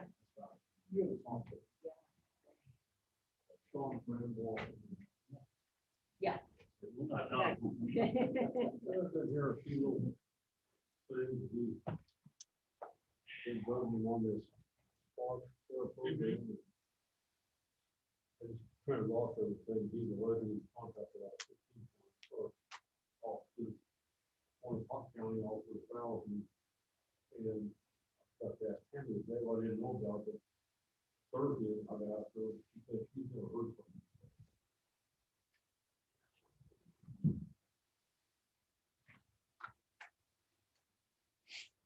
Dolphins. Miami.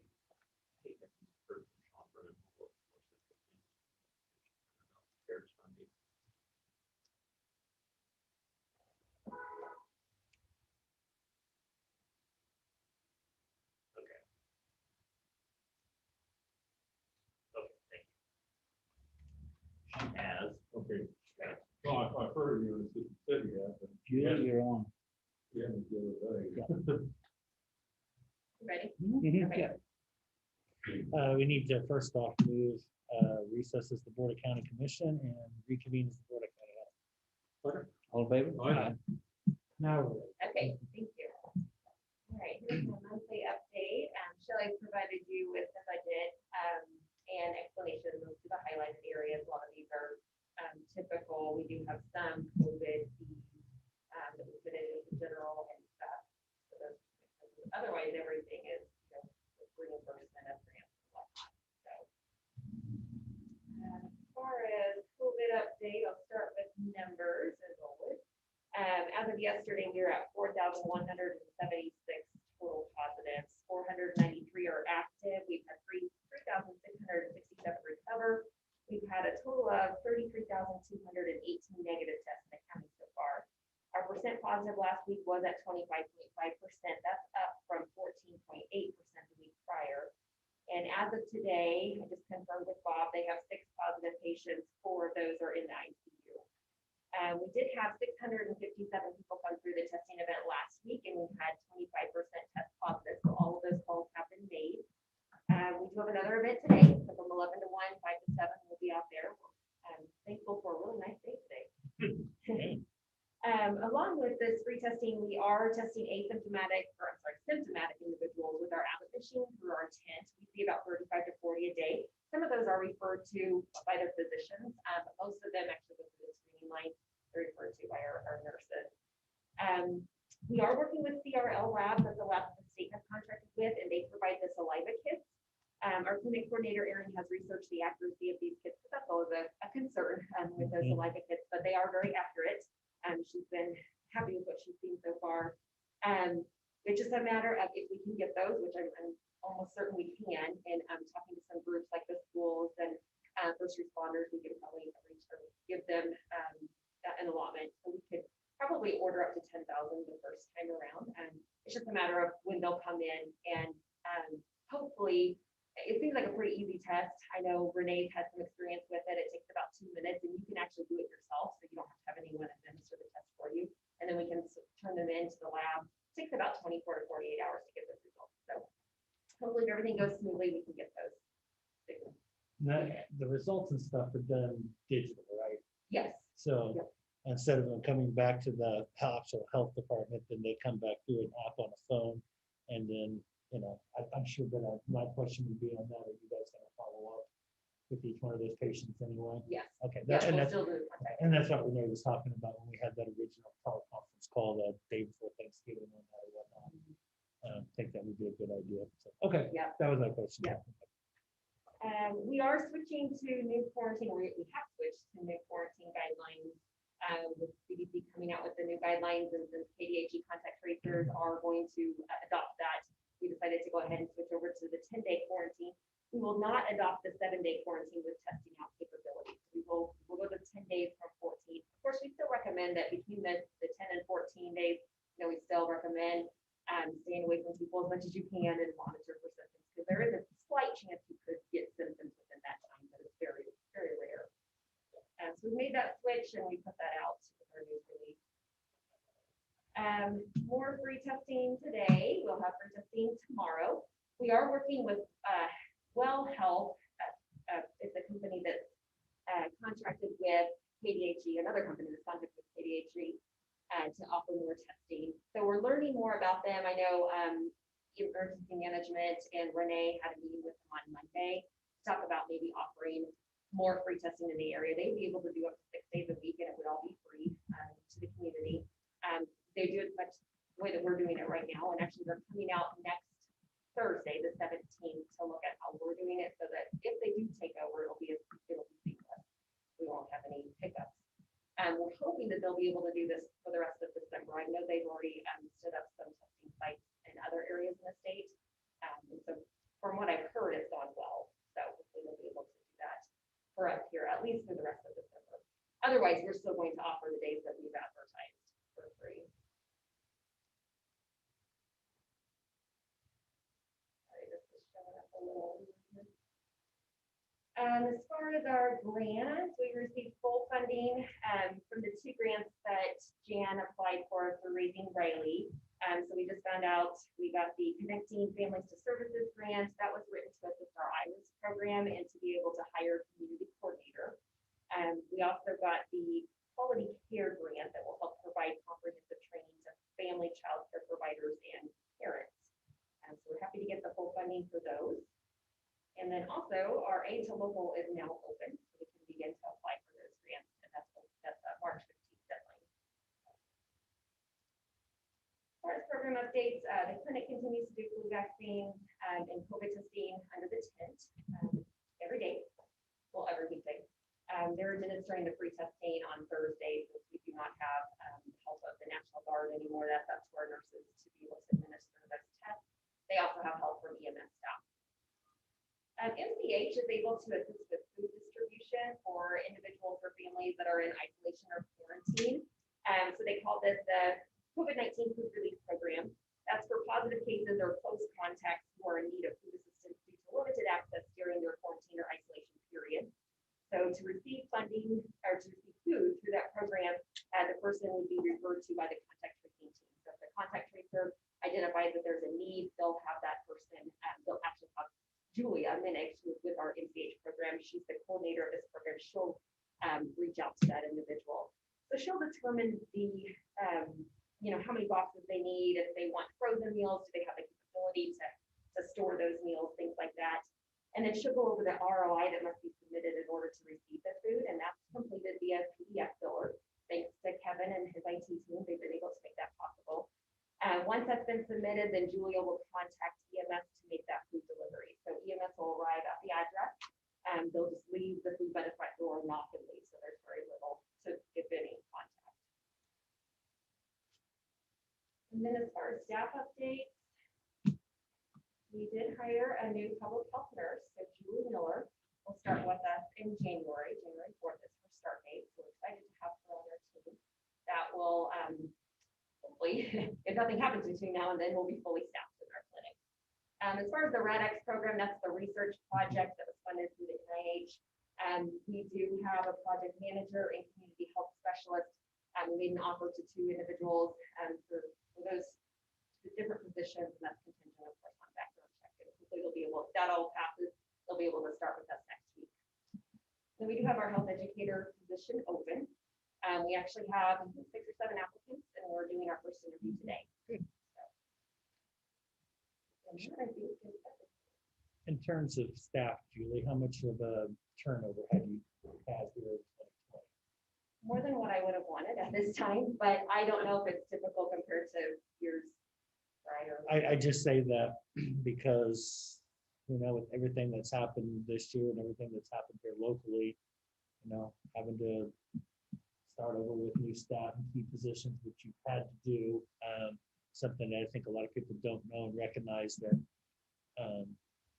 with the pandemic and everything in place, how incredibly complicated all that is on top of everything that's already complicated. So we should be appreciative of everybody's efforts as we've made those transitions with everything else that's going on. So, yeah. Any other questions? No, I don't. All right, thank you. Thanks, Julie. Thank you. And I'm going to go ahead and move that we recess as the Board of Health and reconvene as the Board of County Commission. All in favor? Aye. Hey, that lady that got the first shot in Britain, is that her? I walked by the TV, is that her breakdancing then later? Well, I was gonna say now, when I get my shot, will I be able to do that? I can't break dance now, but. It's going to sound mean, I guess, but why did the first person have to be 90? I think it was a photo op. I mean, Okay. I just think that it should have maybe been somebody younger or somebody from a different and maybe critical or vulnerable population or something, just to kind of, from a foundational standpoint, to start with that so that you can kind of track it as we move along. I think It is, but I just. it was a positive. I think it gives put a positive light on it. Because Okay. her, she looked young. She did. She really did look. She looked like she was probably in her 60s, Yeah. 90s, and I don't know. But I didn't just hear. Put a positive spin that way some people figure. Sure. Well, old people.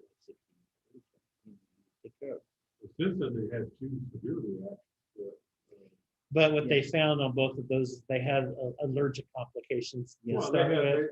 They And were typically allergic with to these something. flu type of Yeah. vaccinations, whether they're a regular flu or not, you're gonna have those. So that's maybe they overplayed that one just a little. I don't wanna. One that have been the first person. Yeah. But if you have certain allergies already to flu vaccinations, you're definitely gonna have it here too. Yeah. And you're not gonna get around that. So. Well, if you look, everything is 8 million ads a day on all these weird drugs that they come up with now, and they look at the side effects. That's like the TV commercials where everybody is still happy and smiling and walking through beaches and clouds. There's 10 even while they're talking about side effects. 10 pages worth, you know? Yeah. The only one issue that's been kind of discussed in terms of side effects is with this Pfizer one, both of them are 2 parts, so they take 2 doses, different setups. But on the Pfizer one, the first shot is a little bit more mild than the Moderna, and you really get the side effects with the Moderna one. And leads me to the question of if they're severe enough, some people will they come back to take the second one. That might be a little bit of a concern, but They're on the radio talk of later on an oral fight. Of course, having gone through the polio thing, I remember the time I ate my sugar cubes and got all the stuff and then got down to Fort Leonard with it, but they didn't believe the paperwork, so they went to the whole regimen again. I figured they'd probably give it to me, but polio, but that's quite an experience back then. Yeah, that is. What's interesting is we still don't, it's impossible to know how long it actually lasts. yeah, Yep. I've heard everything from a year to permanent. And they have no idea. And I think that's because we really still don't really understand the virus itself just yet to be able to do that. But And I'm not sure. Still understand the virus or the vaccine. The vaccine's brand new. But my guess is deal with those immunities. Most of the flus type vaccinations you usually take yearly, so I would assume it would develop into something close to that. You just have to choose every year to take it or not take it to be properly vaccinated. So, when I was 12, I got into poison ivy bad. Been there, done that. And so mom raced me, maybe mom raced me into Doc Sheehan. Old doc in the house, he gave me a shot and this should take care of me the rest of the summer. And I've been into the law since then, so apparently it's lasted a long time. But man, when I was a little kid, the same way, and I got it everywhere as a little kid. And it was horrible. When I was in junior high, they came out with a poison ivy vaccine for people that get it real bad. And it was the worst shot ever. I mean, that stuff was thick as molasses. I mean, it was slow going in. Got it for 2 years. To this day, I still don't, or very seldom, hardly ever get in. It lasted a lifetime. But my concern is, the reason they discontinued the shot, probably because they decided it caused cancer. That's what's wrong with you. There's always a reason, they discontinue something, so.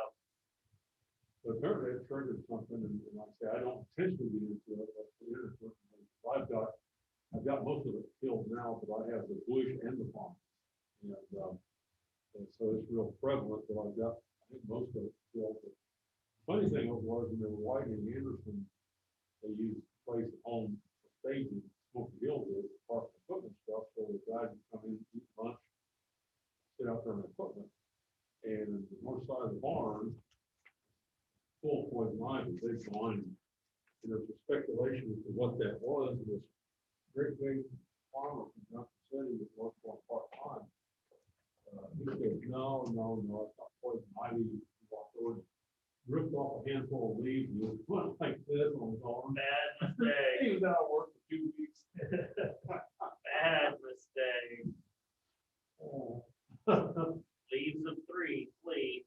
But I finally took my sawzall and long gloves, and I cut a section out and then wired it to the Ford tractor, drug it all down to the timber and put the cord on the stove. Yeah. My son's really allergic to it. He gets bad. I had an aunt who almost mentioned the word she was right there. My dad worked with a guy that he got put in the hospital one time. Even if he breathed it, it got down his throat just from breathing. Some of the oils in the air were just close by it. I remember that when I was a kid. Yeah, on the big old elm tree out front, old Flynn wanted to live around 3 on that tree.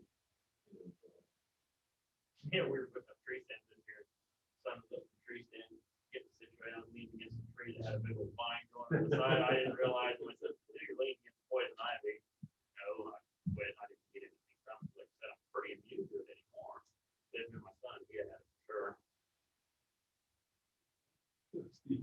these people sneaking around on their side.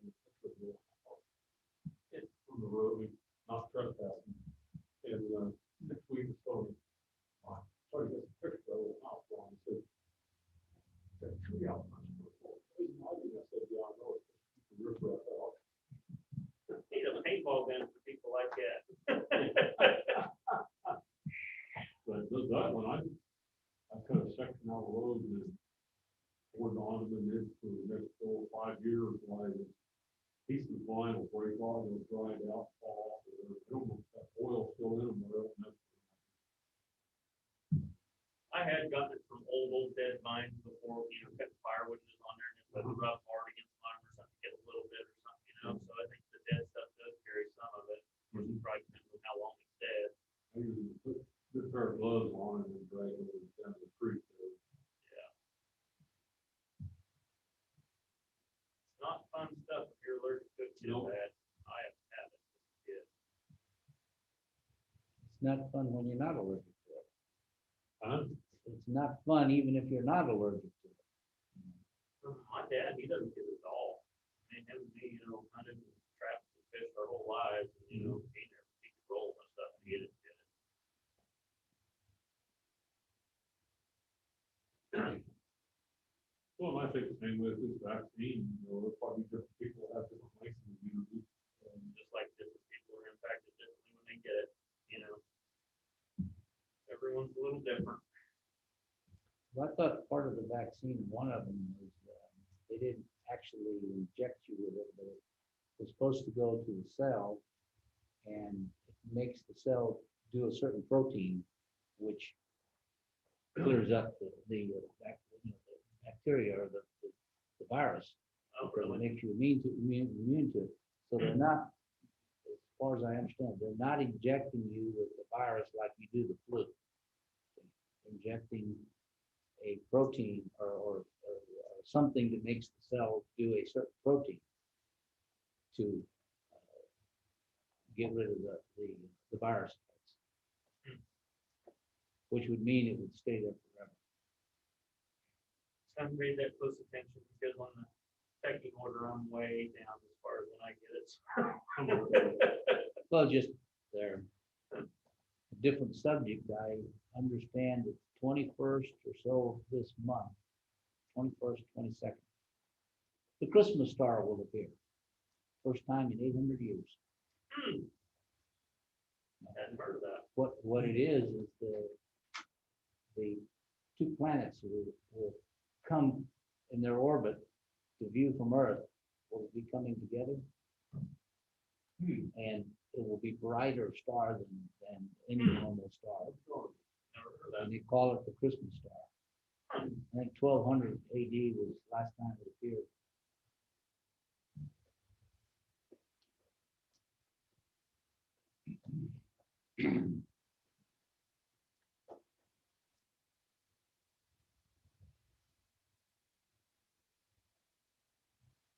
So for the folks that have some sort of theory going on with the Christmas star, they say, oh, this is happening. The Christmas star made us all whatever.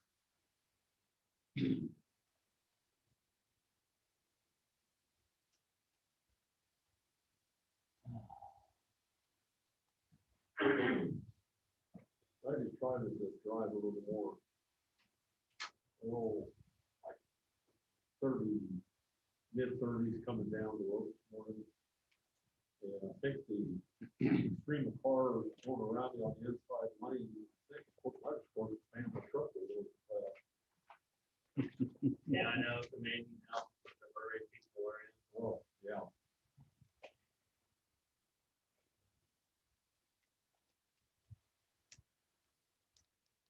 I like the ones that hurry, hurry, hurry like this through the traffic and then pull into a stop place from the opposite lane that we're in. I see it all the time coming from out of our area, I'm driving along and I drive slow fast, people flying by me. By the time you get to City Manhattan stoplight, you're at the same point. Yeah. Or you get past them because they get in the wrong lane. Yeah. Yeah. You really don't save that much No. time. Back in the 60s, seventies, my boss always told me when I run on in Kansas City, stuff, he said, just trust Steven, he said, notice, pick out a vehicle that goes flying by you. He said, notice when you get to Kansas City, they'll be within sight. And he said, because typically back then, there was only a few rest stops. So he said, he said, they'll usually pass you more than once on this Kansas City. But people drive like that, and they gotta pull off at the rest stop. And sure enough, they usually go through Yeah. all the time. Yep. Yeah, driving that every 10 mile an hour speed limit or 15, just don't gain much. Like I said before, I don't have to worry about getting pulled over and not driving with anxiety, looking all around, you know.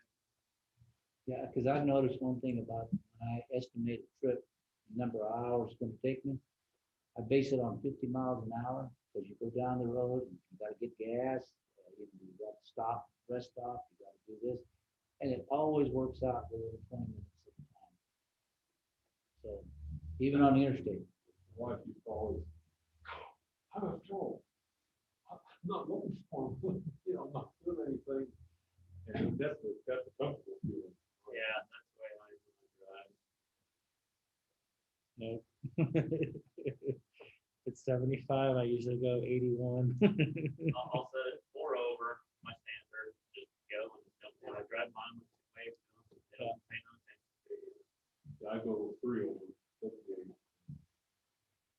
I don't think, we're close to there. I'm not in that big of a hurry. Faster you go, the less control you got. That's the way I look at it. If you ever had a blowout in the front going down the road, you'll understand. I've had one. Controlled it all the way to the stop. So, but I was going speed limit. If you have a blowout in the front, you're in for a nice. Try having a car dolly on the back of what was a Ford Aerostar, with a Ford Aerostar on the dolly, and have the dolly come off the trailer hitch because it wasn't put on properly So that's on a the different- interstate. That's a, Was that fun? Oh, it was, yeah. We immediately took one of the other vehicles and walked over to Walmart where I got a new pair of jeans and underwear. 'Cause I was done for that night. I called back to our dispatch and I said some words I won't say here. How bad a shape was the other Aerostar? The other Aerostar was trashed. Oh, The my. car dolly that we'd rented from someplace locally was trashed. Oh, my. Yeah, That would have been exciting. yeah, 45 seconds of pure excitement. Off the sheet of paper on the link. Wire phase, dog phase. How are you, Amy? Good. Congratulations. Tired. Yeah. We all are. Yeah, understandable. That's all it says. Registration. Or you can. Well prepared. That's a page. What? I have that because the per page. Okay. It's not anything, there's no. Well, I know, I knew it Yeah. was. Yeah. No. Because the way you word it. Yeah. Yeah. No, it's, Yeah. it's like $17 or $21 for the first page and $17 for each additional page. Okay. For a document that's filed, so. Oh, I figured it had to be something. Yeah. Chiefs are playing Miami. This year, yeah, they're doing pretty well, yeah. Then they play the Saints next weekend. That'll be a good What game. time's the game? I think it's afternoon. Whoa.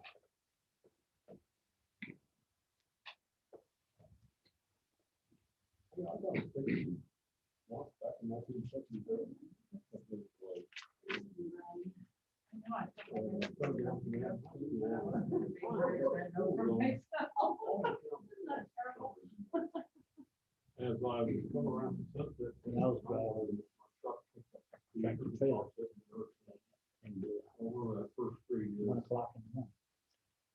had a, Whatever it is. was it in Topeka or Lawrence? I had a FedEx driver lose control or something, and go over the top of the overpass. And, I think it was in Topeka. I think it was the Highway 75. You're not going fast. He may have been coming from the other direction. It didn't turn off. Maybe going full speed across it. I got one of those one time. Something happened, hit the guardrail, went completely over, and everything caught on fire. Oh, you know, How are you, Debbie? You're getting closer to your time that you want to be. Are you like everybody else and counting the days down? 17 working days. Everybody's got that coming. Yeah, we basically have to tie her to her chair when we get her in there. She still just kind of floats above it. Unfortunately, I've had been sick some this fall, so just.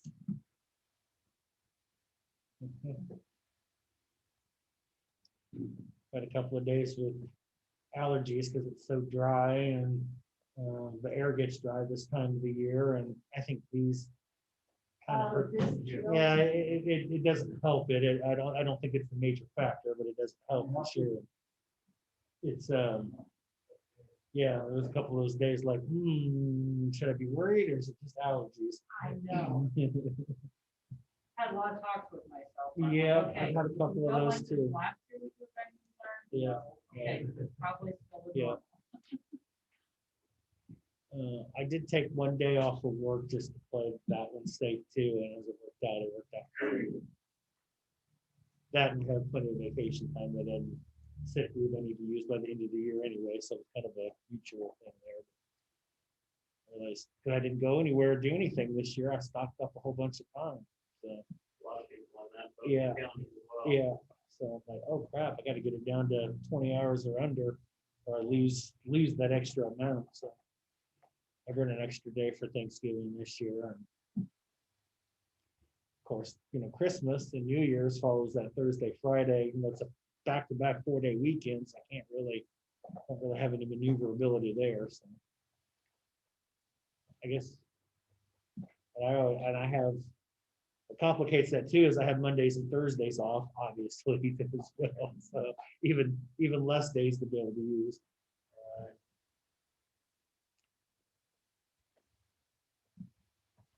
How about that? Perpetual vacation. Some people may consider that. I don't know. Because it depends on who you talk to. My husband's probably gonna want me to go back to work, because I've got a lot of projects around the house I can think of, and you're gonna involve yourself too.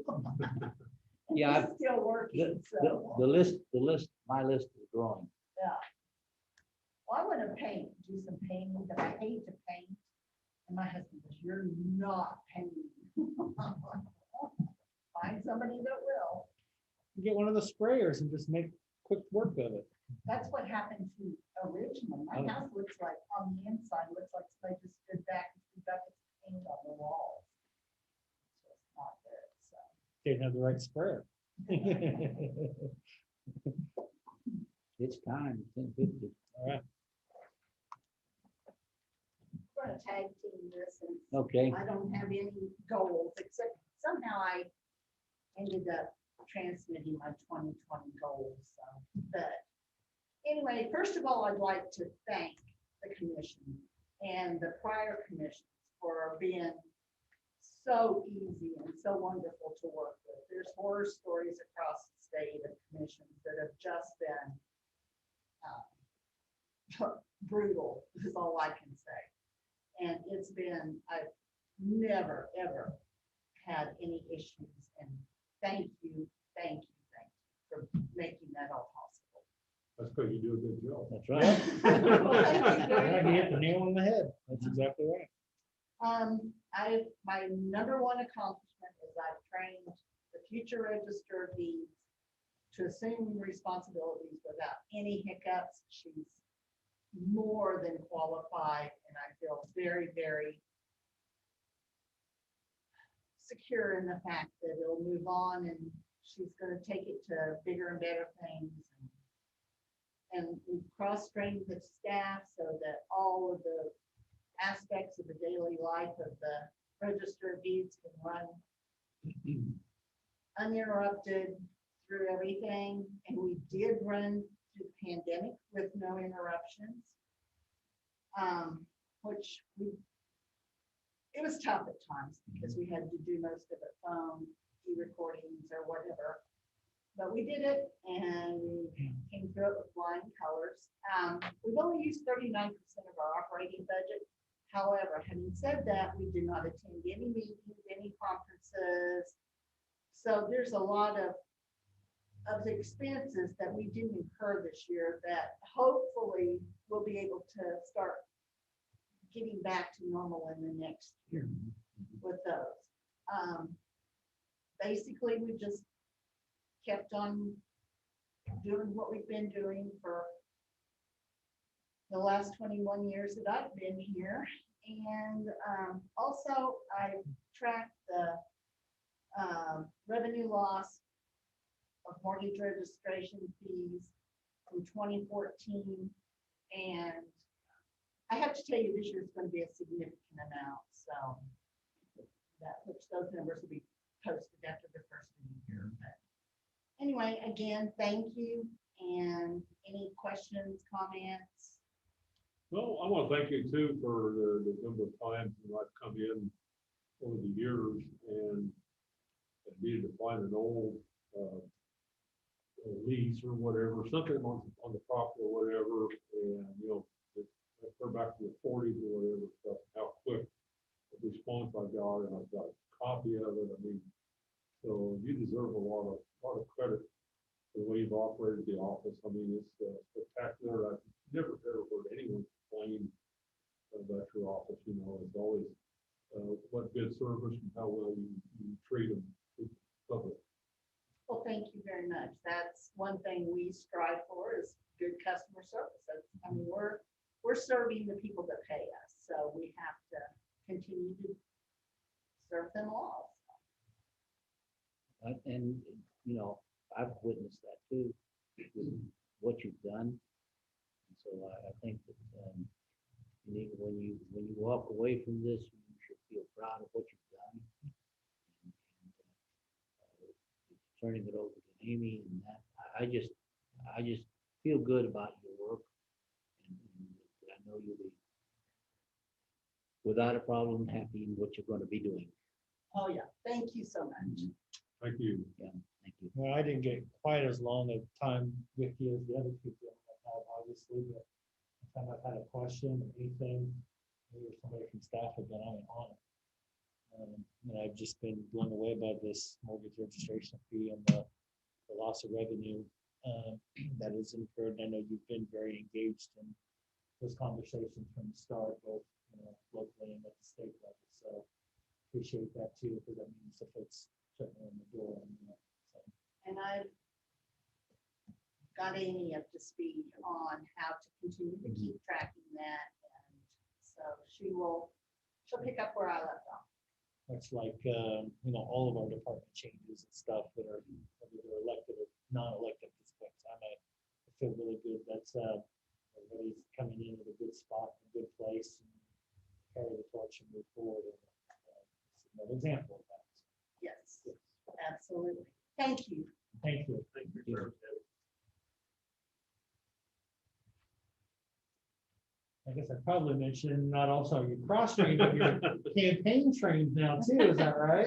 Yeah, well, slightly. Okay. It wasn't too hard for me this time. My goals for next year are just to shift duties in the office as needed and continue training staff for some new jobs, hire new staff and get them trained. Our newest employee is 8 years in, and I think she'll tell you she's just been real comfortable, probably starting her 6th year. So it's something that comes with time and experience. So that'll take some time. Probably my biggest goal is to find a new program and or vendor for our online services. we use Silverlight, or our current programming uses Silverlight, and Internet Explorer won't support it after, I think, October 12th. So, and then just to continue providing all services to the public as we go into next year and still being in a pandemic. Our biggest challenge, I think, that people don't realize is everything has to be original and it's time sensitive. If they bring it in at 10, 15, and 16 seconds, that's when it needs to be timed in and recorded, unless, something's ahead of it. So, working from home is not a possibility on current items. And so even though we spent a lot of weeks with 2, maybe 3 people in the office. I think the other thing that everybody needs to recognize is you don't have a large office to start with. Correct. So to be able to put proper health protocols, including social distancing into place, makes that incredibly difficult as well. So yeah, it's a challenge. It's absolutely a challenge. But we figured out that we can do it because we've been extremely short-staffed because of illness or family members with illness and whatnot. So Yeah, I kind of wondered about how that virtual model works for this department, and it just doesn't. at all, Yeah. not at all. I didn't figure, but we've had to work on the fly and come up with innovative things along the way here over the last 9 months, and I thought maybe something had popped up, or maybe something still will. I don't know, but then there's legalities that are involved in being able to use that, much like a lot of other things. Requirements, So you have to work around those on top of the technology itself, or you don't. So, the department has a lot of specialties that you have to take into consideration. So. Any questions? I don't. I certainly look forward to working with you at least for the next 2 years anyway. I don't know after that just yet, but yeah. So congratulations, and mirror everybody else's discussion. I think we're in good shape. It's been a pleasure working with you. Thank you, Amy. Next, gentlemen, you got the legislative session at 1 o'clock. Yep. Now, are we doing that here Yes. in chamber? Yeah. Okay, just want to make sure. And I did get a call that will be on live stream. Okay, that's what I thought. I got a call from Haley at the Mercury yesterday. I wanted to make sure that from the Mercury. Mercury, Oh, yeah. they want to be able to watch it. Oh, yeah.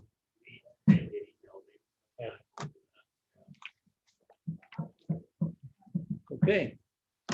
So do you want to adjourn them, or you want to adjourn now that we adjourn after the meeting? I'll just go ahead and move, we adjourn after the legislative session this afternoon. I'll go ahead and second that. All in favor? Aye. Okay, When it's over. you got it.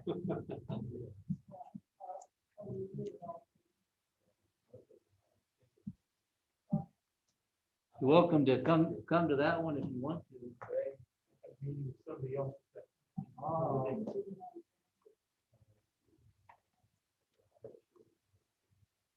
Okay, 1 o'clock, gentlemen. All right.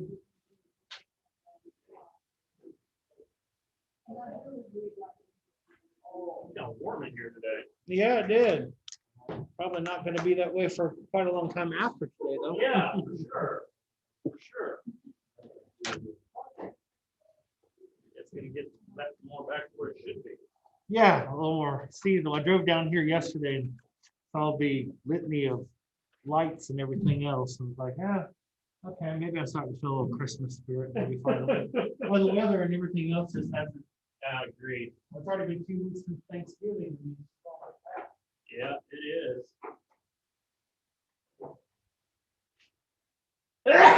Excuse me. Thank you. Yeah.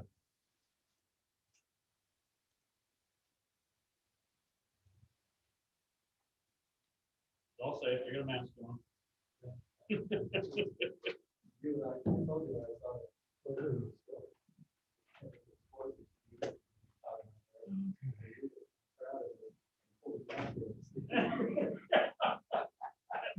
will just say, thank you very much. And my ears, thank you. Yeah. Entire store, thanks to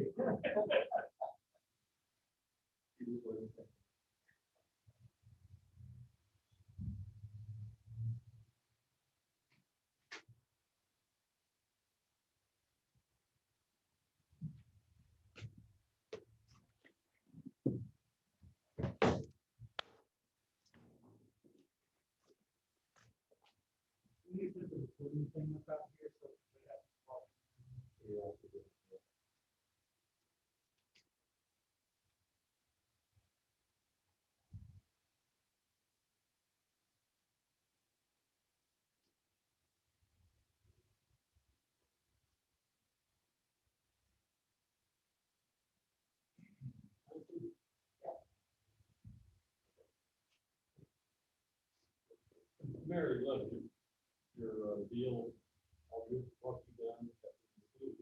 That's all we got. There's only a little sarcasm. I told her, if I have to say that, that'd be one of the memorable ones.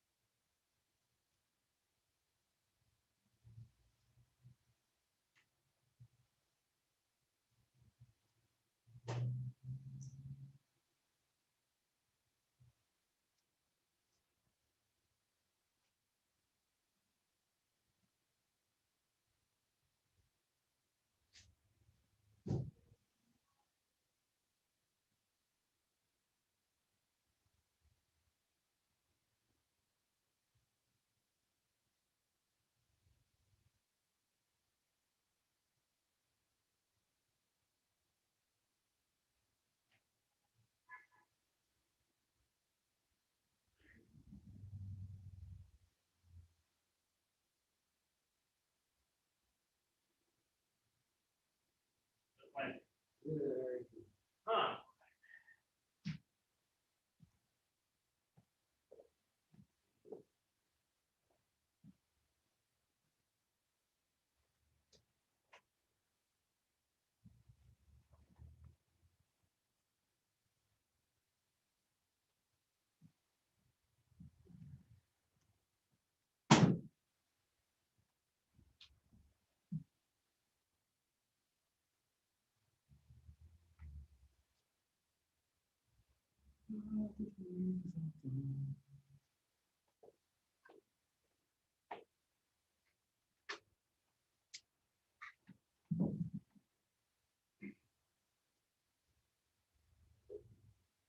Yo.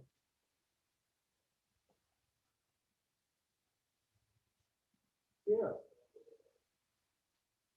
Yeah. Huh?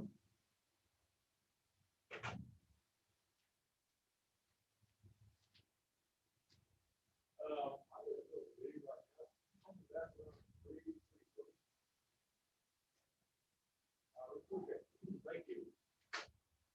Do you have a paper copy of the email? Do not.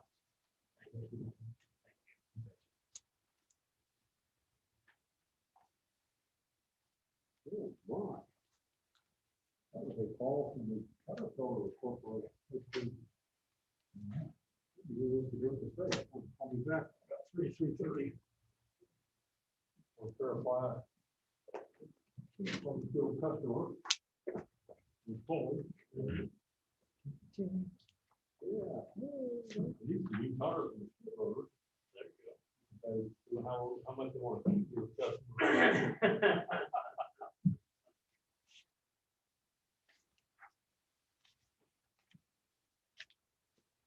Well, did you hear the news of the day? Governor Kelly appointed Lieutenant Governor Rogers for state treasurer. I guess she's gonna get a new lieutenant governor.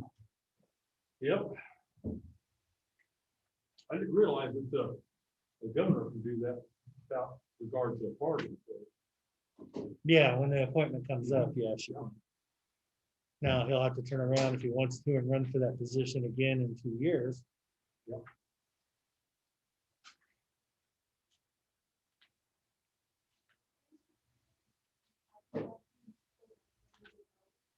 Um,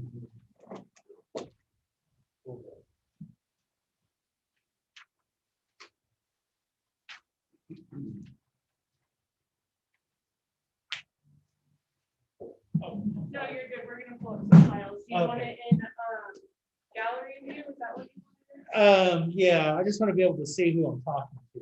Oh, so you want the participants, Mhm. the list of participants up there? I'd like to be able to see when people are talking up at the top of that. Okay, so when, their picture should move over when they start. Okay, that's.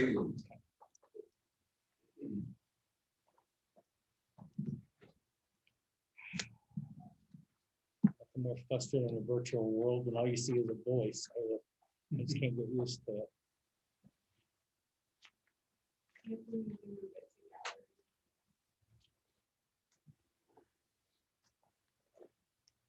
We should be able to do a shared screen through that, shouldn't we?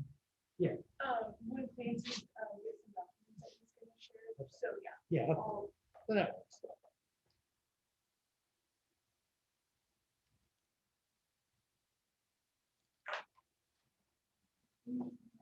Oh, Rich, Vicky did come. Oh, I would bet she's gonna stand you up. Go out to lunch, Yeah. where'd you go? Oh, over Pizza Ranch. Good deal. Get my full fill of chicken. Everyone. is- There you go. Oh, chicken with food. Okay. Yeah. Yeah. Do you want it to where you like? Yes. And I was real quiet while she was driving. I was holding on to the seat. Left an imprint with the hand on the seat. I didn't say a word. If it does get too. Okay, just don't be surprised if you hear a plane fall. I brought stuff.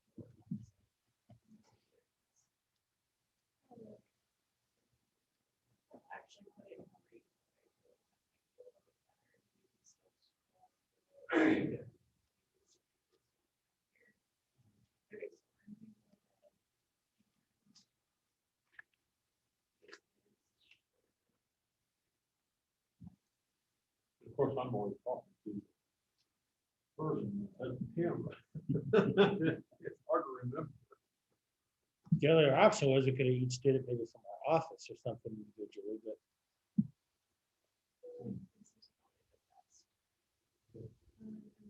And they would have focused on me and sleep. well, there are positives and negatives with everything. Okay. I guess we would have to wear these for an hour and a half too. That's another positive.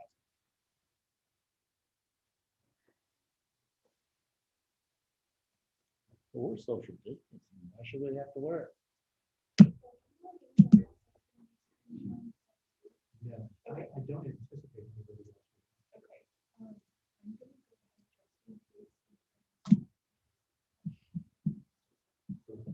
If anybody else would like to say, go ahead. Sure, well, already you do. And then Commissioner Bird, we'll leave this view up, and if for some reason it's not, going to active speaker, I'll see if I can maybe change the view on it. Okay. And it only allows me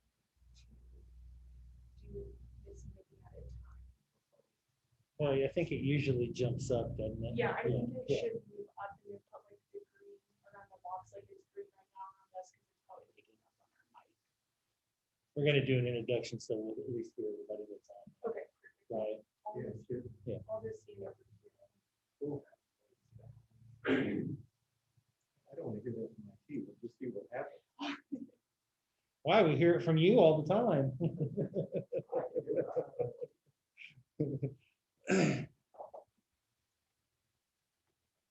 Yeah, we'll just sign this.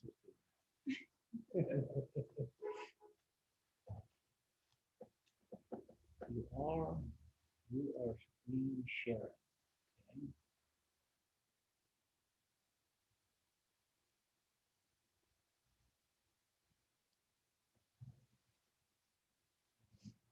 Take it that everybody else is in their own office somewhere, not necessarily. Send everyone a box lunch. Or, you know, virtual. Yeah, we didn't get sent one virtually. I'm disappointed.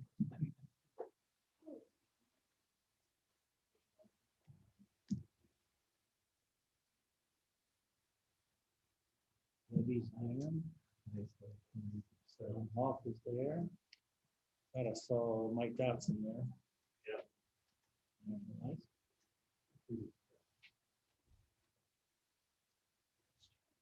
Yeah. Somebody thought that she popped up that shit. Like personal ones.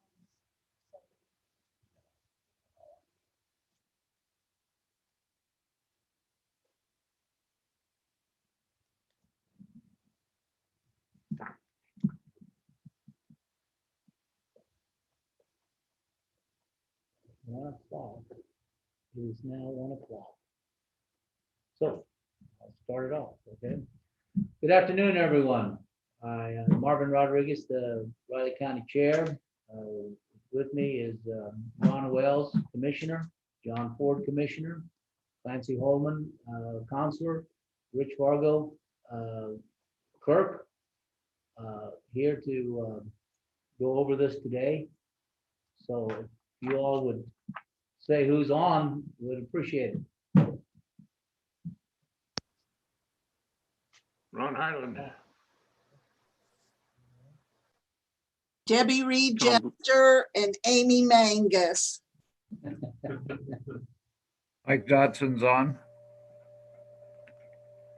Tom Bruno and Dick Carter will be joining us shortly.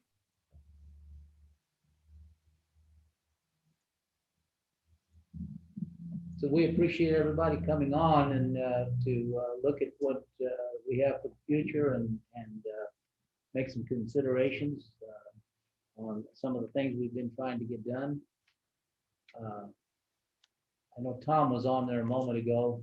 He stepped away, I think. I'm not sure. County just moved down and they ordered Moved their down, personal okay. tax stamp, so. Anyway, Here, but I don't see me. Tom Hawk. okay.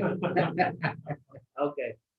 So anyway, I'll start it off by introducing Clancy Holman, the counselor, and to begin the meeting, because he can talk more eloquently about these different concerns we have. So Clancy? Thank you, Mr. Chairman, and thanks for the question. I appreciate it. You're gonna find out very quickly that he may not be correct, about how eloquent this is going to be. I'm glad you all joined us today. Thank you for participating. This will be the first. And with an explanation, I was hoping maybe the last annual legislative conference we have to have by Zoom. Maybe next year with a little luck, we'll be able to get together and have the usual time of interaction, which I know the client values as do I know the board does. And I was asked earlier if the delegation was enjoying the BOCC lunches. I hope you all received the virtual lunch that I did send to each one of you. I'm sure it's Clancy, we can't hear you. okay. Speak up, Clancy. It's the blue speaker, isn't it? That's not always bad, but today it's not good. Actually, I was gonna say, they're putting the microphone in front of me, that might be really dangerous. We don't have enough cord, do we? Yeah.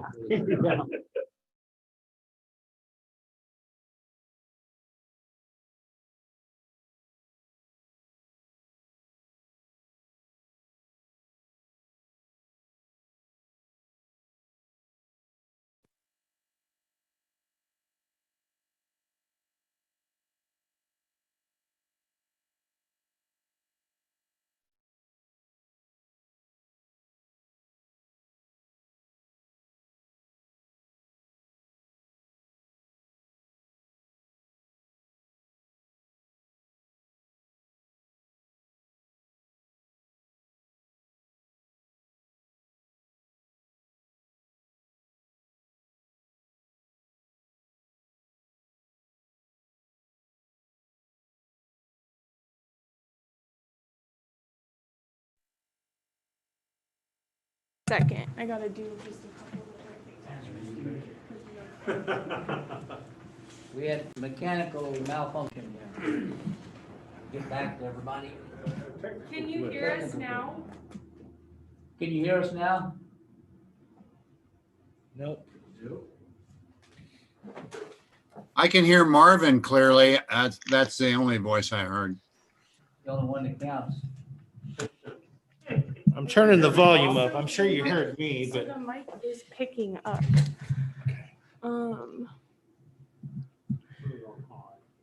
Yeah, we weren't having problems before, just recently, today, actually. Well, actually, Thursday we had trouble. yeah, I think when we hooked up that speaker for him, I think it changed the dynamics. Can you hear us now? Whoever just spoke, it's not super loud. Marvin's is the one that's most understandable. How about me? Can you hear me? No, Ron, but I always try to listen carefully. So do we, for the record.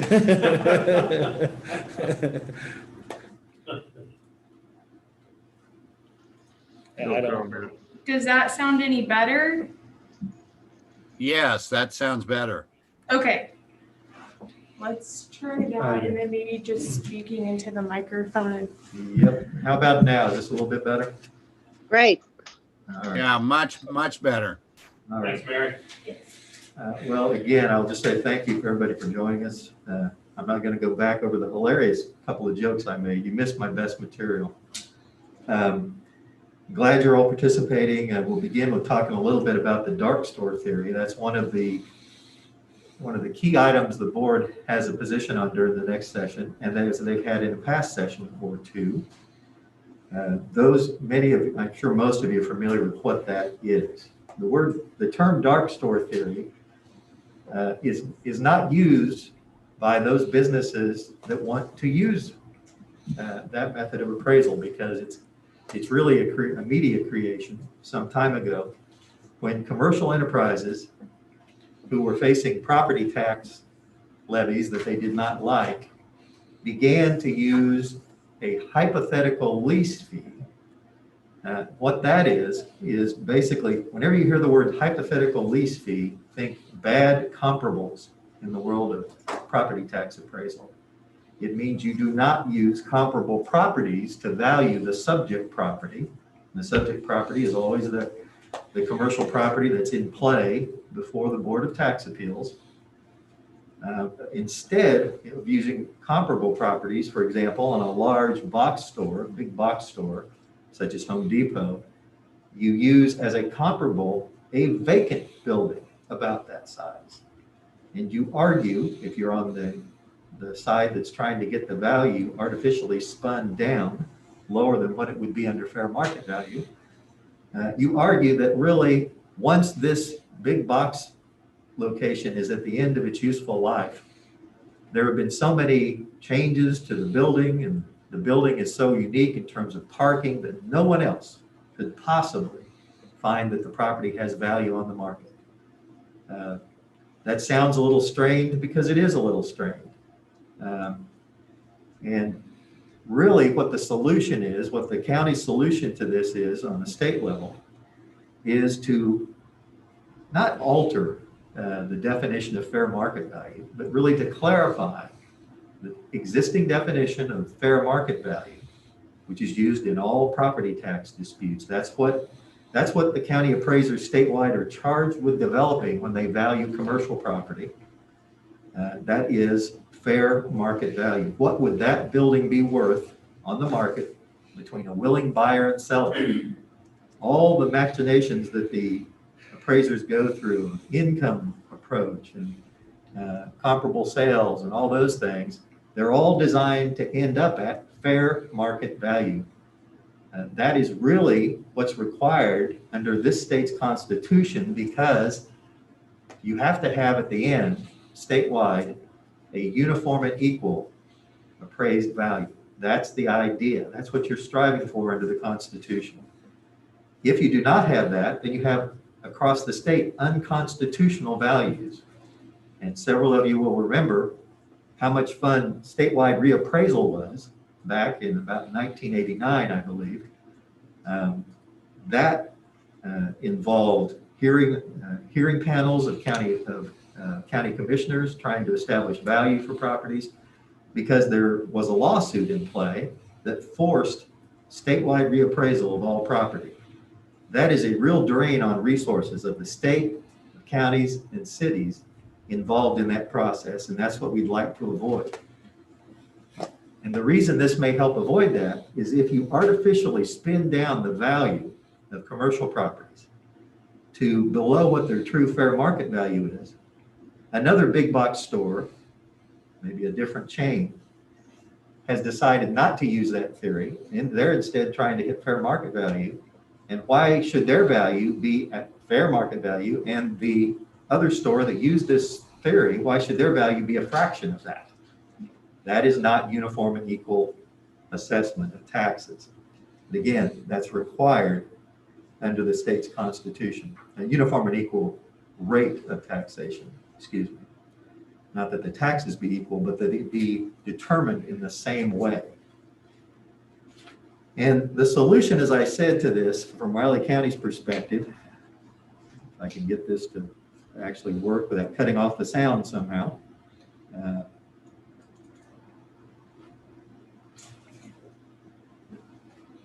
Oh, Mary. You gotta go to the Next page. What do we do? Oh, so it's not scrolling. Thank you. Thank you, Mary. What you have in front of you at KSA 79503A is an amendment of the existing definition of fair market value.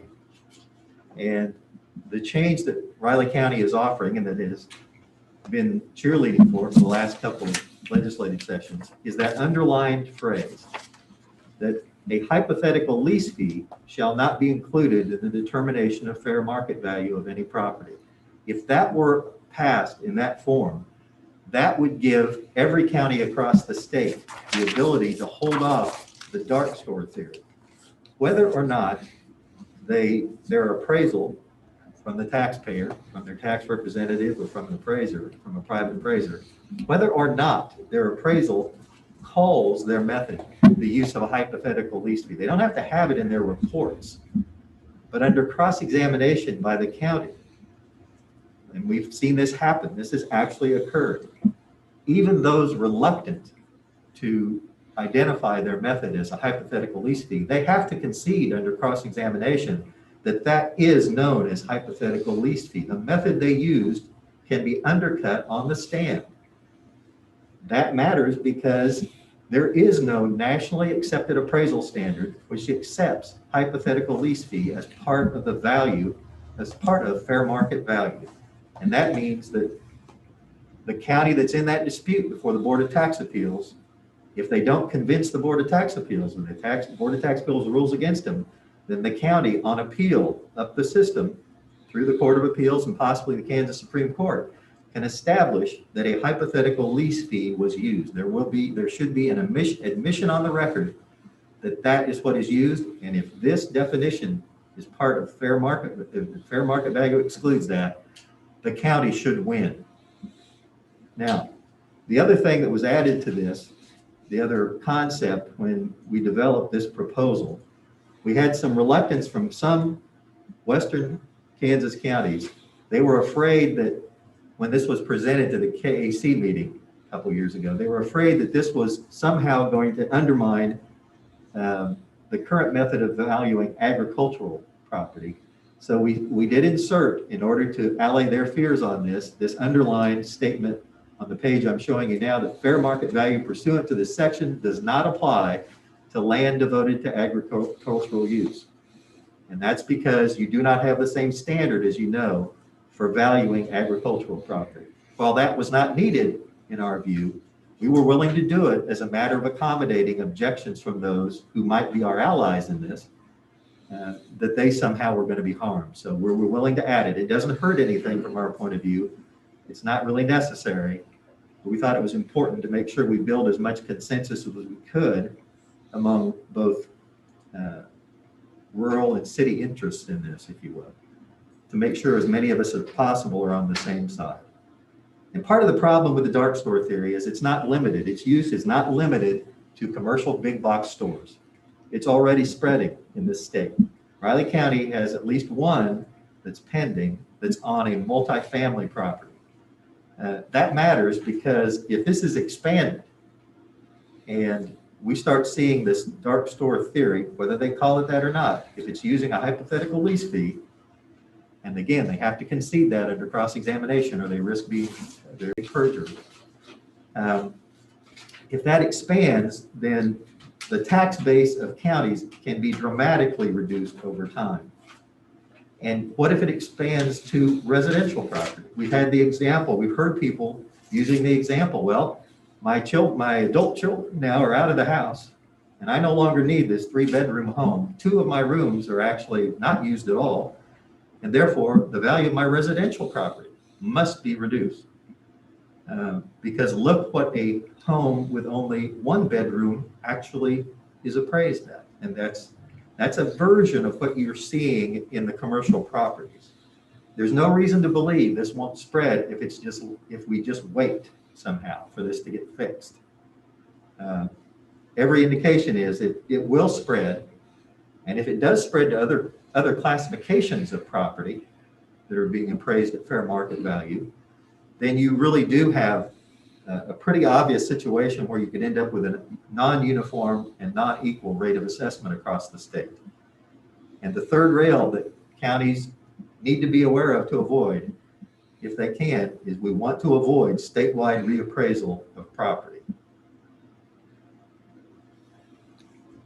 I'd like to invite at this time any comments from members of the delegation, because one of the things that I've asked here on the agenda is, what specific action can the Riley County delegation take in support of this notion in the upcoming session? We know there are plenty of large issues they're going to be dealing with, and I'm I'm hoping you'll talk about those later on in this, but is there anything that you believe the delegation can do to support Riley County in getting this amendment to the fair market value definition accomplished? Senator Hawk, can I ask a question? Sure. Could you explain again the rationale for the term hypothetical lease fee? Is there any other term that fits that? And why is that terminology so important to this dark store dilemma? No, sure. The reason it's so important, Tom, is because, again, the methodology that's used in order to value property, when it's offered, they will have to introduce a report before the Board of Tax Appeals. The taxpayer's representative will have to introduce an appraisal of their own to argue against the value that's been established by the county through mass appraisal. Usually it's a fee appraisal, but if it's artificially using bad comparables, if the method used by that appraiser, by that tax representative, is using bad comparables and uses a hypothetical lease fee analysis in some way, it has to be used for dark store. They have to do this methodology of bad comps, of vacant or underused properties. That normally, if this hadn't gained traction, if this method, this artificial method of valuing property hadn't gained traction in some states, we wouldn't be talking about this. But somehow somebody came up with the idea, as I said, of arguing against common sense to say that when that Home Depot is gone, then the property is worth nothing. And therefore, since in the future, the property will be worth nothing, right now, its value needs to be dramatically reduced. And that's where the unfairness comes in. But as I said, whether they call it in their appraisal, hypothetical lease fee or not, we are convinced, and we've seen this used on some cases by Riley County. We don't have a result yet. But our attorney who represents Riley County in those cases before BOTA can zero in easily enough and get admissions that this is a hypothetical lease fee. This is what, because they have their own professional standards they have to meet, those fee appraisers. And nowhere is hypothetical lease fee considered part of fair market value. Is it, That's the use. Tom, the other point here, I think, is that the hypothetical lease is really the appropriate term for dark store. So if you wanted to read this kind of the simple way, you would put dark store in there. This is a term of art for all the appraisers, as the hypothetical lease fee.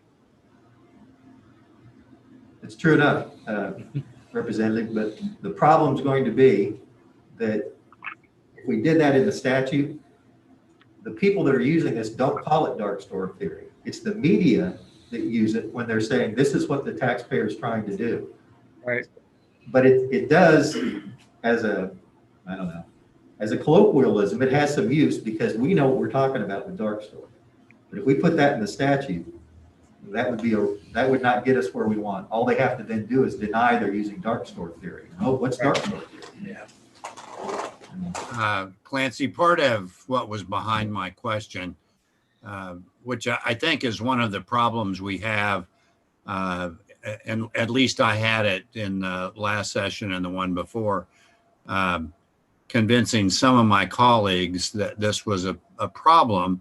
And one of them, who was an attorney, said, well, we haven't had a case that's been ruled against this, so we shouldn't be dealing with this. So I think there could be a problem educating other legislators, be they rural, urban, or suburban, about specifically what does that hypothetical lease fee mean and why is this a problem? And I think we suggested this a year ago, that KAC has got to get much more active in educating other legislators. And a lot of legislators don't see this as a problem in their county because they don't see that they have big box stores, and making the case that other categories could wind up using this if it wound up taking root. seems to not rise to a very high level of concern. So that's the feedback I would offer you. I don't know if Sydney and Ron and Susie have had that same kind of response from colleagues on the House side. I would like to just say that at this point, there has been a case in Sedgwick County that was settled and is now back in having an appeal from Sedgwick County. But they did reduce the value of the property in a case of a store in Sedgwick. I think they have 4 Target stores in Sedgwick County, and that was a test case. So I think that we do have something that we can look at, but when I tried to get some information about that after I got your agenda, and you know, it's there's a lot of details that are involved in how you do an appraisal, and I think we're bogged down in some of that, according to what I learned this week. I don't have the details, Clancy. You may know what those are. I do not know what details we're bogged down in, no. Well, I think maybe it's partly like you've got 4 stores instead of just 1 store and things like that. So it makes settling difficult, but I'm willing to look at it. I really don't want my property taxes to go up. Anything I can do to prevent that from happening is fine, because if they don't pay what they've been used to paying, then the county's going to have to make up a difference somewhere. And it looks like my house would be one of them. So, I think that what we have to do is convince, I kind of like to see what the court does on this appeal, with Sedgwick County's appealing this case, apparently.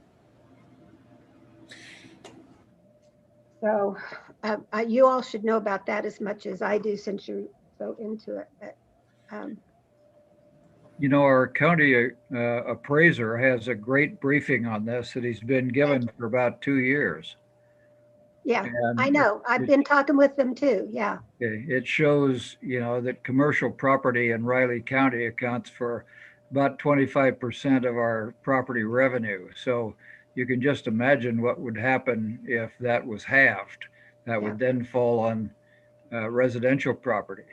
And we've had cases, locally, and we've also had 4 cases that were up in, I think it was Johnson County, if I remember right.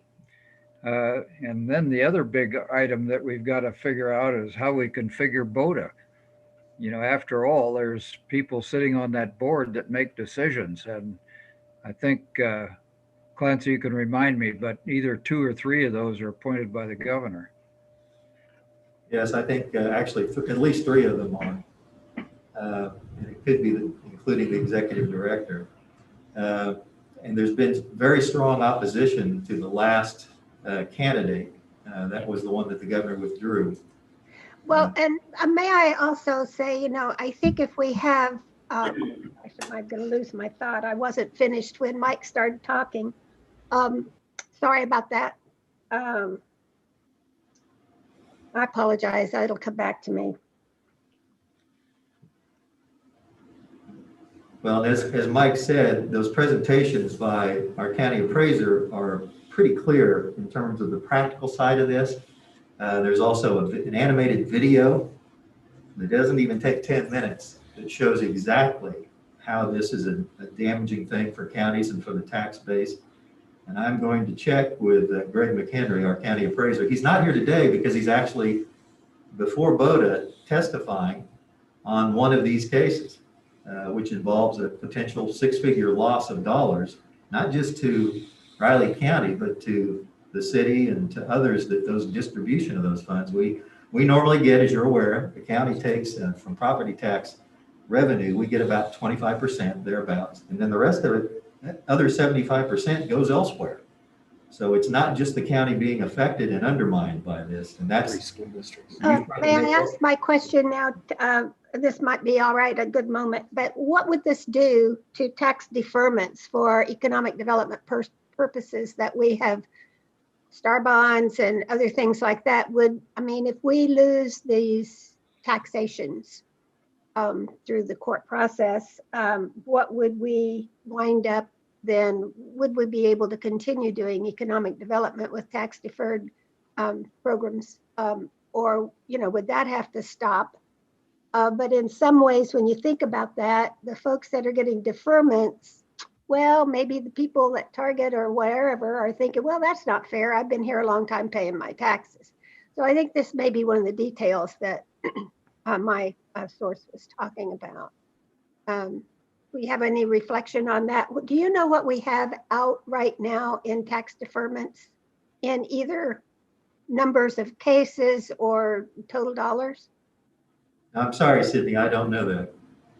Well, I think that's something that I would like to hear. I know I was involved in several of them as a city commissioner, and they go on for 20, 30 years. It's almost over. But it's like, so we have businesses sitting with deferments.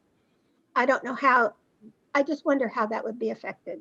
Thank you for your. Yes. One thing I want to point out is basically all we're after as a county is the correct appraisal, fair market value, but the double whammy comes in. People talk about the county's version. However, the state's going to lose on their mill levy and the school district. So then the school district and the state will have to raise theirs. So that's going to compound the individual person that actually pays the property tax. And so that's why we're in such not a hurry, but that's why this needs to be addressed now before it reaches out into apartment homes and private homes and gets out of hand. And I want to piggyback off of that real quick too. And this is something that Tom was mentioning, that KAC needs to do in educating, particularly Western County counties, is when it becomes an agricultural issue.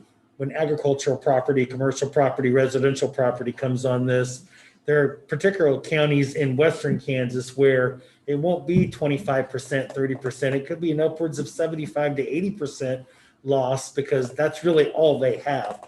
If we don't try to work something out now, we get to that point, and that becomes even worse for states, for the state and for our school boards in those counties and school districts in those counties as well. So we're just continuing to make a bad situation worse if we don't try to compound and take care of this issue now. Thank you for that. And I will want to point out, I appreciate that you put in there about the ag land, because that would exactly come up. However, once a bill gets to the floor, that can be amended. And so if you have not convinced people that it's an issue, when it gets to the floor, somebody is going to offer an amendment then to take that out.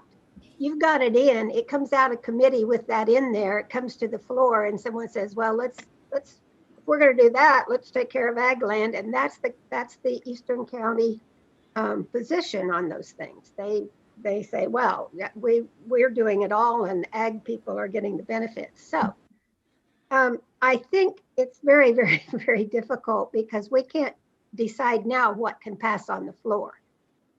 And then it goes to the Senate or the House or whichever, and it can happen again. So when you don't have everyone on board, it just gets messed up in the process. So that would be something to think about as far as the county association needs to really get on and make sure that they convince counties that don't have the issue not to be concerned about the ag position and to help us out. Question from Senator Hawk here. Did we get a bill introduced in the last year or two? I see there's an RS number on this, but did we actually have a bill, and was there a hearing in committee? I know this was on the House side, so maybe you House members can enlighten me. I'm not on tax. I don't know. It wasn't in any of my committees. There was no hearing there. This was not introduced. We were told by a member of the delegation that it was a bad time to do so. They were waiting, and then it didn't get introduced. I'm not saying it would have gone anywhere, but no, it isn't. And And we realize that there are dangers in any time we pursue legislation. But the problem's going to be that there's going to be some redistricting coming up. And one of the things KAC has been telling us for the last few years is the balance of power in the legislature is going to shift dramatically to the large areas of the state, large population centers of the state. Everybody's heard that before. That's part of the urgency here. This is an opportunity right now to get this done if we can, rather than wait. True enough, it could be turned into what they used to call a Christmas tree for other things. Yeah, right. But about the best we can do, I think, is develop a short message, which, as Representative Dodson said, Greg McHenry's been doing, I don't know how many times, probably hundreds of times, has done his presentation with that little short video. And I'm not kidding that video, which I'm going to make available to the delegation after talking with Greg a little bit about it. If you need to convince another legislator that this is a real potential problem, not just for us, but for every county, I think that video will help change some minds. That video is actually on YouTube if you wanted to just put in a search box on there too. And it is a really, really good video. I think it comes out of the state of Wisconsin originally, and they really, really, really break it down very, very well. Commissioner Ford, do we search hypothetical lease fee or dark store? I think it's under both, actually. That's a good question. I think you could actually do both. I think if you enter hypothetical lease fee, you get an FBI file shortly thereafter. Yeah.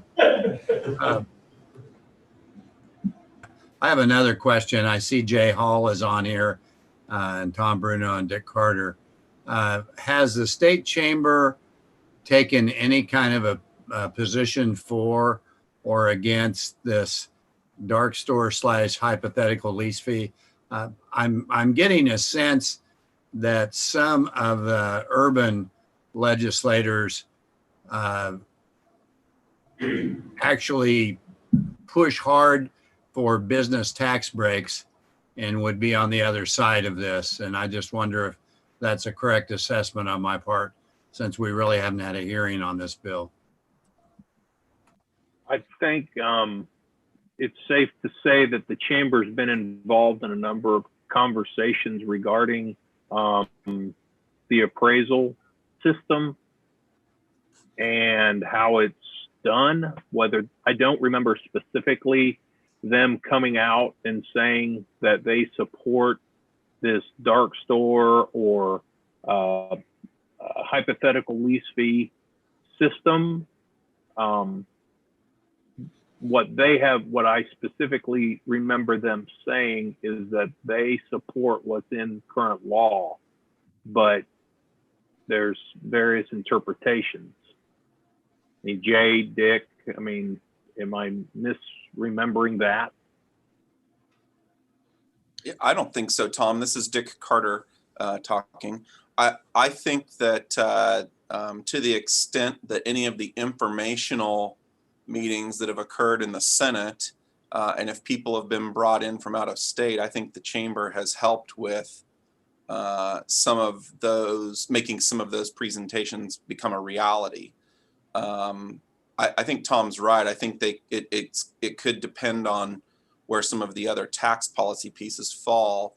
I don't think it's their priority, but I also don't see them not supporting a change in the way those big box stores are taxed for property tax purposes. No, I'm trying to be not very clear on purpose, Senator. Rich? Yeah, I just Googled it. The name of the video is called Close the Dark Store Loopholes. It's 4 minutes and 28 seconds long, and it's by the League of Wisconsin Municipalities. Thanks, Rich. Did you all hear that? Okay. Highly recommended video. It makes the concept live, I think. I have another question, Senator Hawk here. Is this in the KAC policy? Did I hear you say that? And do we have any other legislators from other counties that will potentially be introducing this bill?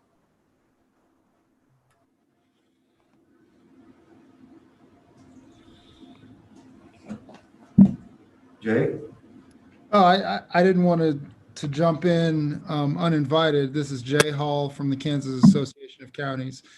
Yes, this is in the Kansas Association of Counties legislative policy statement. At this point, we do not have any legislators that have affirmatively said that they would be introducing any sort of legislation regarding dark store or this particular piece of legislation.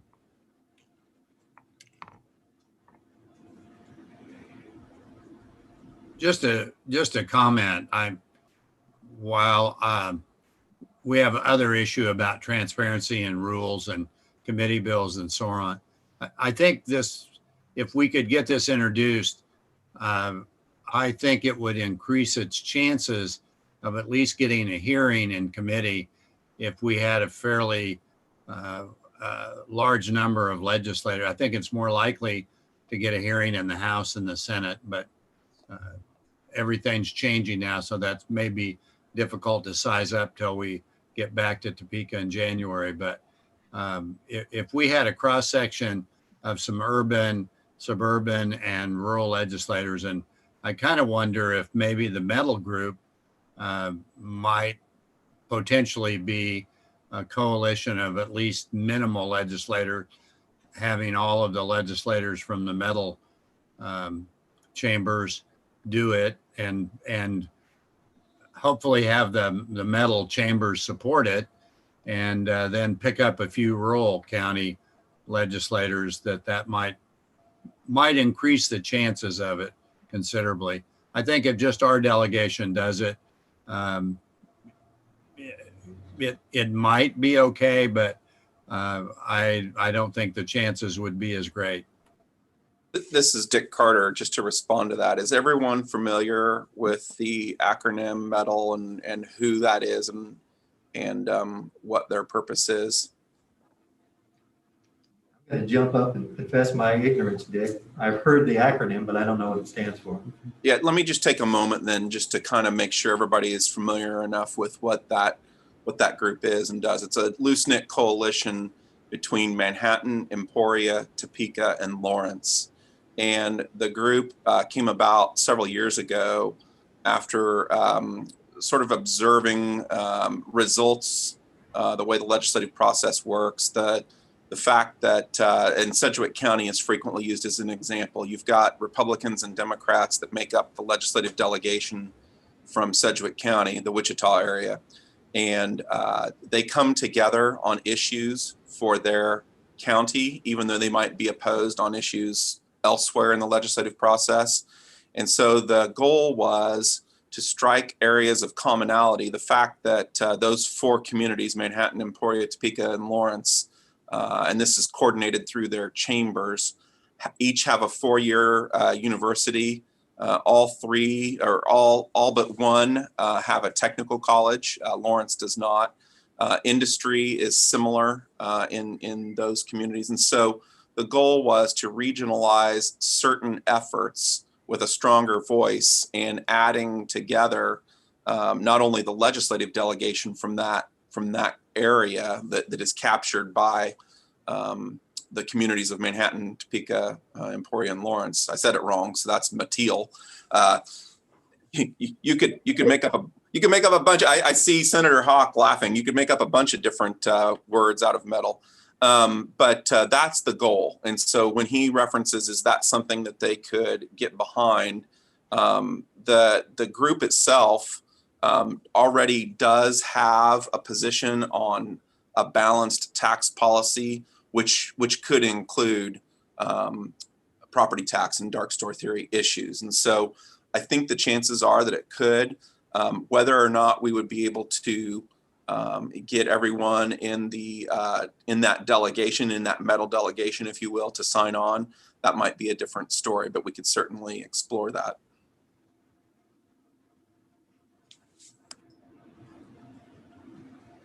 Just an odd comment, time for a little humor. One of my colleagues from Lawrence wondered why we didn't have Hutchinson in the group, but then it would be named Meth.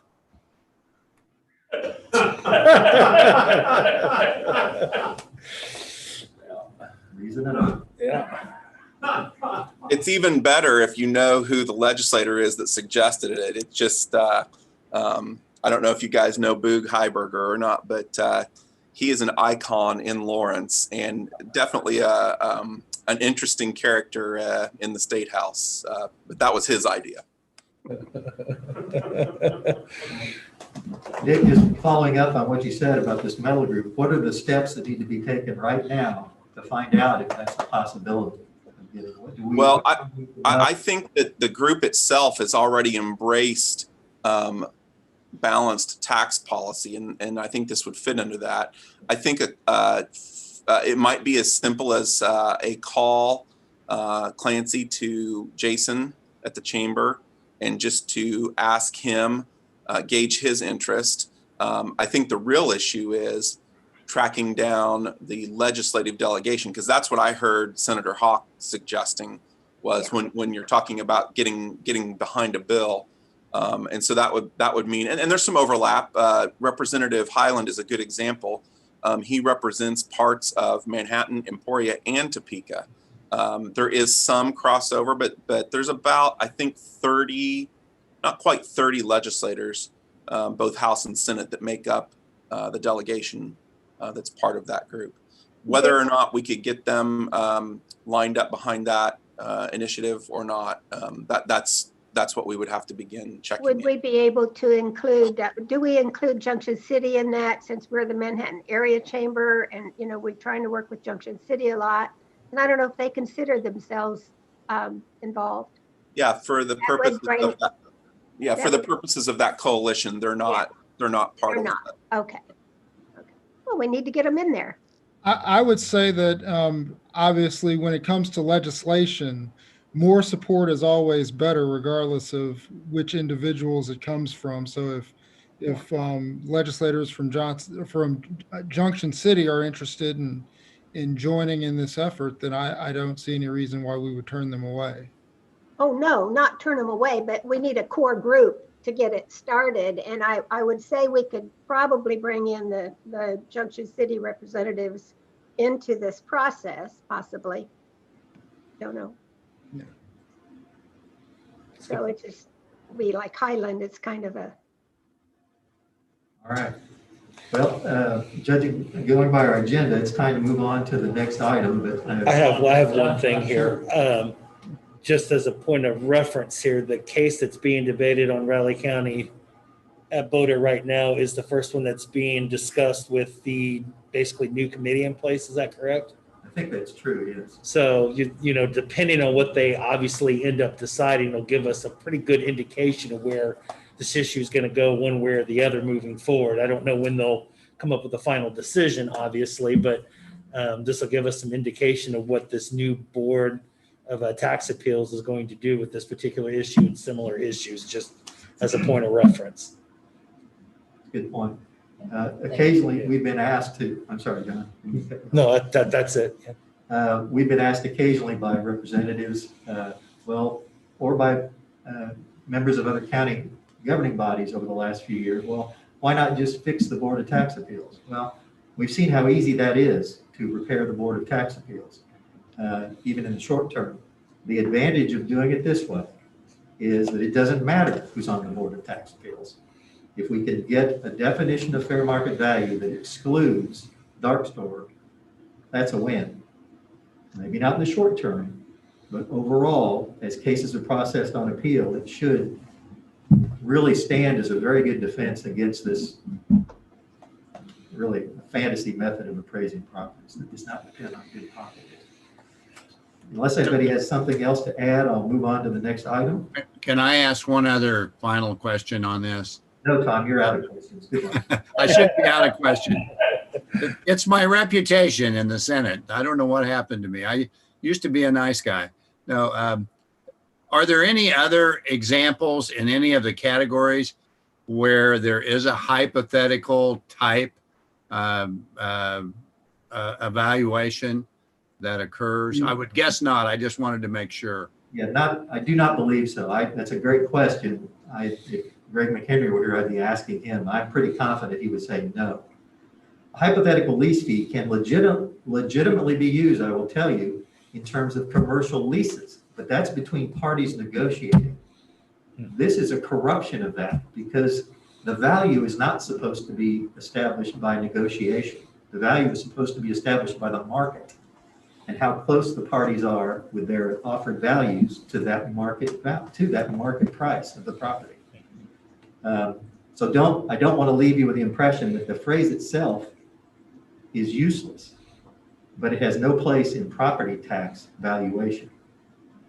And just another dumb question, but I know we have a very complex system of evaluating ag land. Would anyone consider some of that hypothetical, since it's, I think it's an 8-year rolling average and it's based on the crops that are on the land and there's a certain marketing thing, or is that considered truly fair market value? I know a lot of farmers would say their land is overvalued and that's not fair market value, but I think that may be that negotiation piece, but I just wanted to make sure that wouldn't come back and bite us somehow in terms of how people might look at that term. Sure. It's a good question. I'm not saying that couldn't be brought up. I think it would have to be a pretty creative argument because they are valued separately entirely from the way real property is valued. I don't really see that as much of a danger. It's probably an argument. I mean, I think one way you can determine if you're gaining traction is if the opposition starts becoming pretty hysterical and you start getting arguments like that, maybe it's a good sign. I really like the idea of trying to see whether or not this metal group might be able to build some kind of coalition.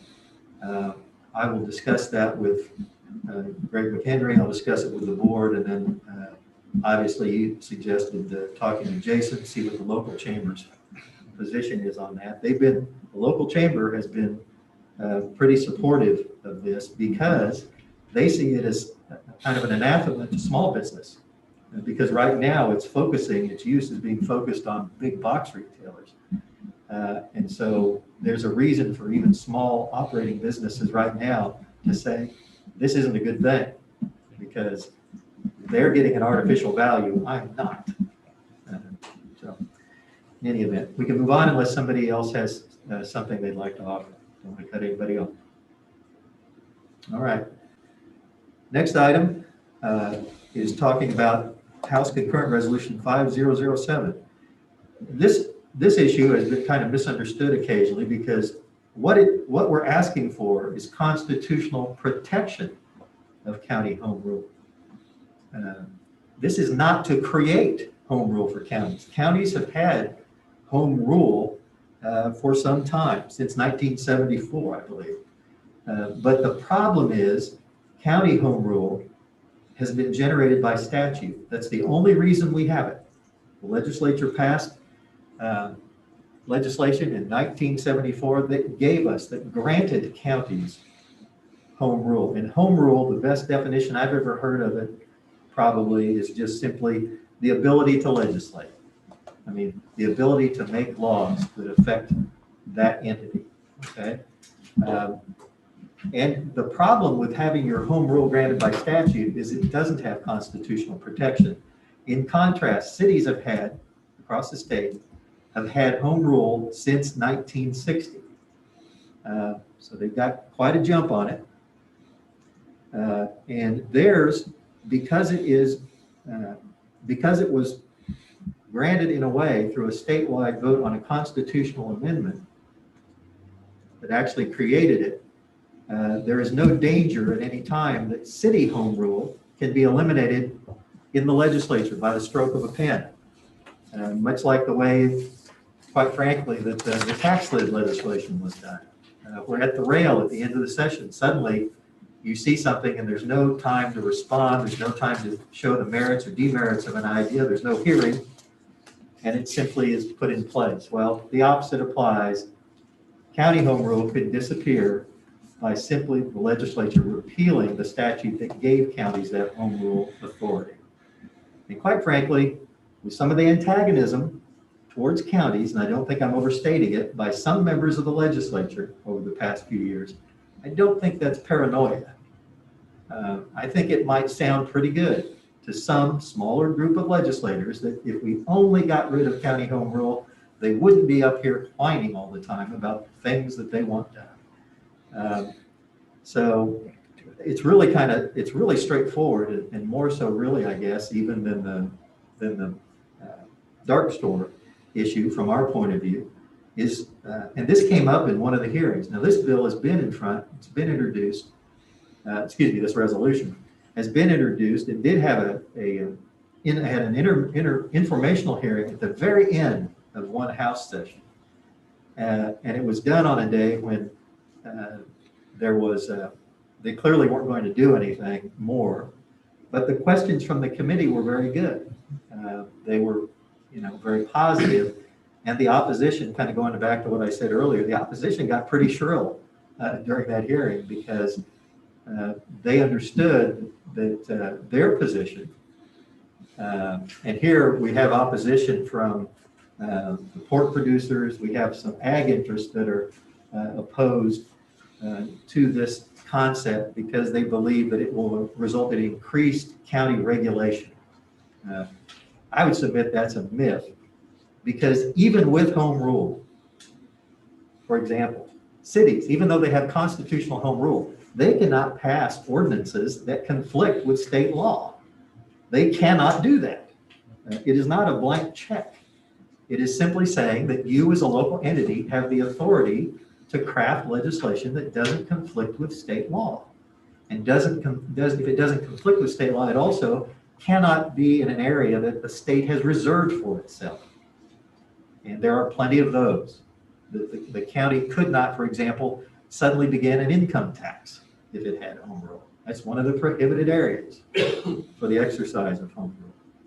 And right now, going back when we first got this, when counties were first granted by statute home rule, there were a handful of exceptions. I think there were 3 or 4.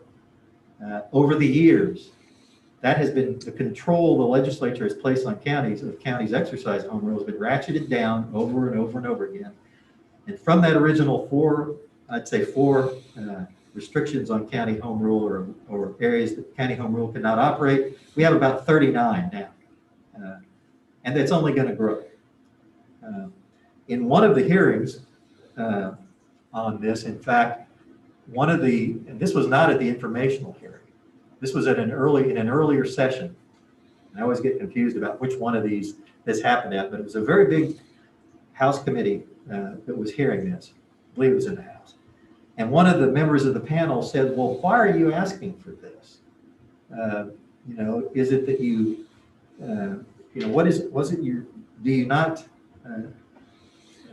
do you not trust, I think the question was raised is, do you not trust people? And the chairman of the committee said, Mr.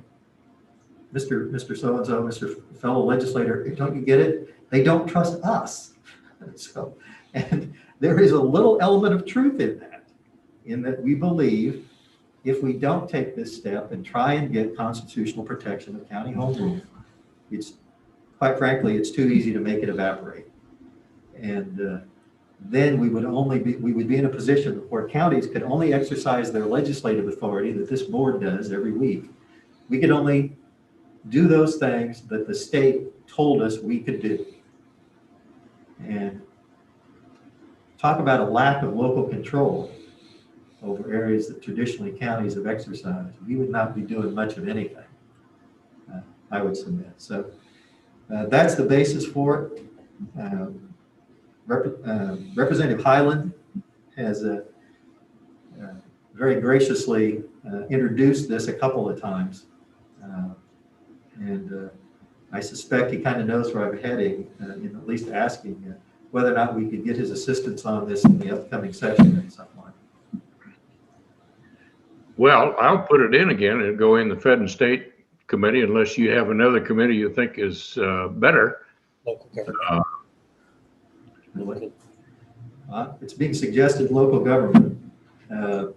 That's where the 2019 hearing was in, and I only say that because there's a large part of that committee of those legislators served locally in some way, shape, or form, whether it was through municipal means or school board and or county. So they tend to probably have a little better understanding of what we're asking for and what we're going through because they themselves have gone through it. That was kind of the rationale. This is Dick Carter. We might Yes, want to but wait. I would like to say that the Fed and State Affairs would be the best committee in that it is an exempt committee. And if they can take up things late, they can take up things, you know, they have more power than the local government, although it could go in, you could always introduce it in both committees.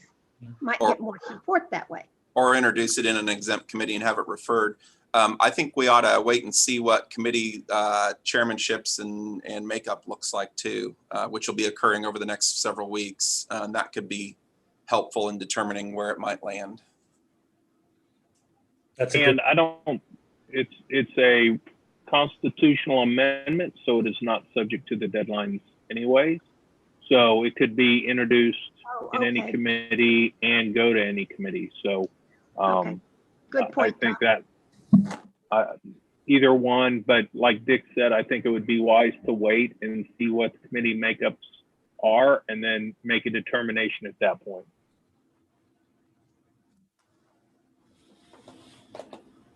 I have a question when appropriate, Senator Hawk here.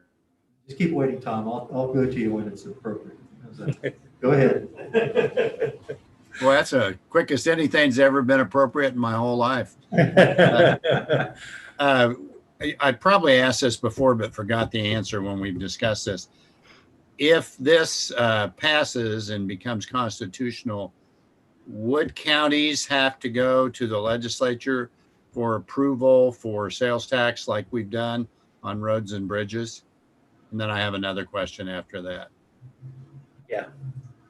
Well, you're saying if it didn't, I guess I didn't understand the question. Well, currently, when you want to do a sales tax, a county does, they have to get legislative approval. There's a special bill. Sometimes several counties are bundled together in that bill. Would that practice stop? And then you would have the authority to say, do a countywide sales tax for roads and bridges, et cetera. I noticed you said you couldn't do an income tax, but that process of these special sales taxes, would that eliminate that requirement to have the legislature approve those? Yeah, it's a state statute. It depends on whether or not they're considered uniform or non-uniform, and that in itself is always subject to debate. One of the things that was supposed to happen in the first hearing we had a couple sessions ago was the reviser was going to come back with a list of statutes that would be existing statutes that would have an impact and possibly be invalidated if counties were given home rule. That never happened. So it's a good question. It'll have to be dealt with at some point, but we need to get there first. Because one thing that showed me is they're capable of directing the revisor's office to come back with a list of the non-uniform statutes. Yeah, I think that's an important question. And I think that's one of the roadblocks, because I think the legislature tends to like to have that authority. I think we tend to always approve it. And if I recall, Garden City did one of those sales taxes without approval, and we had to go back and give them approval for that, which I questioned whether that was a good practice, if I remember that. And then anyway, my other question, and you mentioned it, if I know the cities, and I don't think it's because of home rule, have to make sure that the laws we pass in the legislature are uniform. Will that change in any way the legal standard we have on uniformity relative to counties? No, because the only thing the legislature has to do is anything that they think, they just need to make clear that their statute is uniform in its operation. That's all they have to do. And there, if it applies to everyone across the state, then it's not going to have any impact as a result of this. I mean, that's part of why when we approached this initially, and Jay and I have had discussion about this in the past. From our point of view, we're not even talking about removing those 39 current restrictions. I think it's legitimate if we had to. I think most counties would say, okay, let's just at least stop them there and moving forward, no more. So we have some flexibility on that. I think that might be of use in convincing people that don't like what they perceive to be the consequences of protecting county home rule. Who knows? Okay, well, it's a good discussion. I appreciate the concept of kind of waiting to see where this needs to be introduced. And Representative Highland, as I understand, is indicating that he's willing to potentially introduce this in a committee. Thank you, Ron. Thank you for that, sir. And Thank you. let's see, let's go to, how many senators do we have on the call? Let's see, who would be willing on the Senate side? I've got an idea of one. Yeah, it occurs to me. And Tom, would you be willing to do something on the Senate side? I always let Senator Longbine take those hits. He seems to love that. No, if you help me figure out the right place to introduce that, and probably the elections and local government would be the right place. And I'm hopeful that my friend Senator Bowers will be the chair on that. So I would want to make sure that we had at least a favorable ruling on her part if she's chair, that we could get a hearing on it. But yes, if it would go anywhere, I'd do it.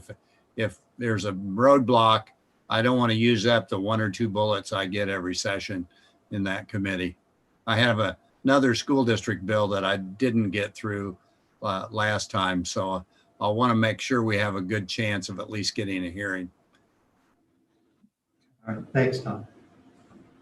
Unless anybody has anything else on this subject, there is one item I'd like to add, but I think it's fair to add. One of the things in the past, and I hope Deb Register is still there on the call.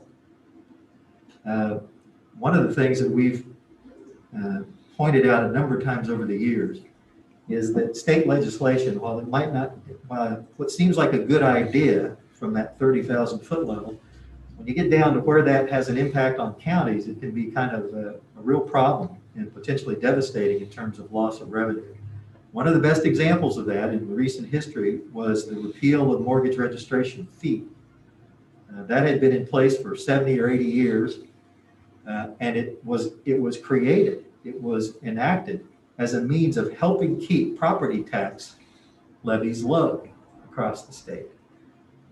It was a small fee one time on a mortgage for a property, and it did cause money to go flowing into the counties to help encourage them to have operating expenses that didn't require supplementing by raising their mill levy.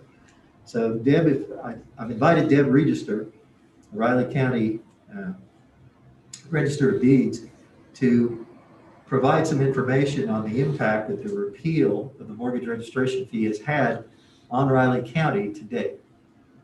Deb, if you're there, would you go ahead? I'm here.